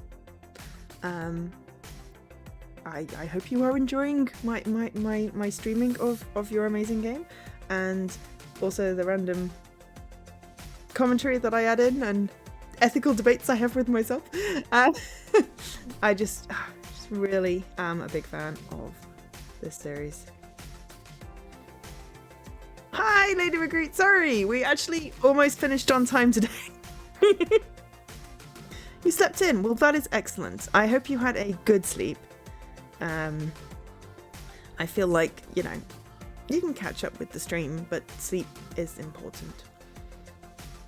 I stayed up late playing Bugsnax and kind of forgot, but I feel okay rested, so it's not too bad. Hopefully I'll be able to get sleep before 3 in the morning because I have work tomorrow. So we will be doing, let me just check my schedule, something this week. Jesse, I'm definitely feeling more likely that I will be awake for a co-stream on Tuesday. I will ping you. Though we'll probably do some power washing on Thursday because slightly later in the week, slightly less brain. I think I'm going to move my Joe cases to Saturday for now. I was going to be out this next Saturday, but the stars did not align, so we'll probably do a Joe case. And then Sunday is 30th of April is my stream anniversary, and that would be 6 years since I'm going to go with officially started streaming. I did do some streams before that time, but I don't have VODs for them, so therefore I'm taking it as the 30th of April 2017 as my first official stream date. And there's no proof of it otherwise. So next Sunday we will be doing level 4 of, I'm pointing at the game that is no longer there because I'm on my end screen. We'll be doing level 4 of Arcade Spirits for some, I think it was Maximum Impact or something like that. I have a short-term memory is very Civ-like. Maximum Impact. No, I was correct. Okay. Yes, we'll be doing level 4 of Arcade Spirits. And I don't know, I might do some random giveaways during the stream because why not? Why not? Yeah.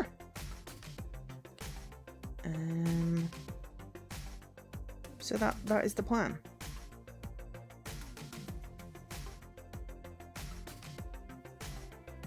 Cool. So I'll let you go. Who's doing what? Shulk? Shulk is playing something called Jelly is Sticky. And I'm just amused by that. Oh, gosh darn adverts. Okay, looks like a cute puzzle game. So let's go say hi to Shulk, as there are some people here. And thank you everyone for watching, and hopefully you enjoyed it. I did get a copy of this game for streaming purposes, but I do highly recommend purchasing it. It is available on multiple platforms. Right, hang on, there's a link to the site there, which has all the platforms that are available, I believe, linked on it. Yes. So you can go pick it up and find out more about the game if you came in just for this bit. So yes, cool. Yes, so we're gonna go raid Chalk and say hi and see why Jelly is sticky. And I'll be back on Tuesday with something and Jessie.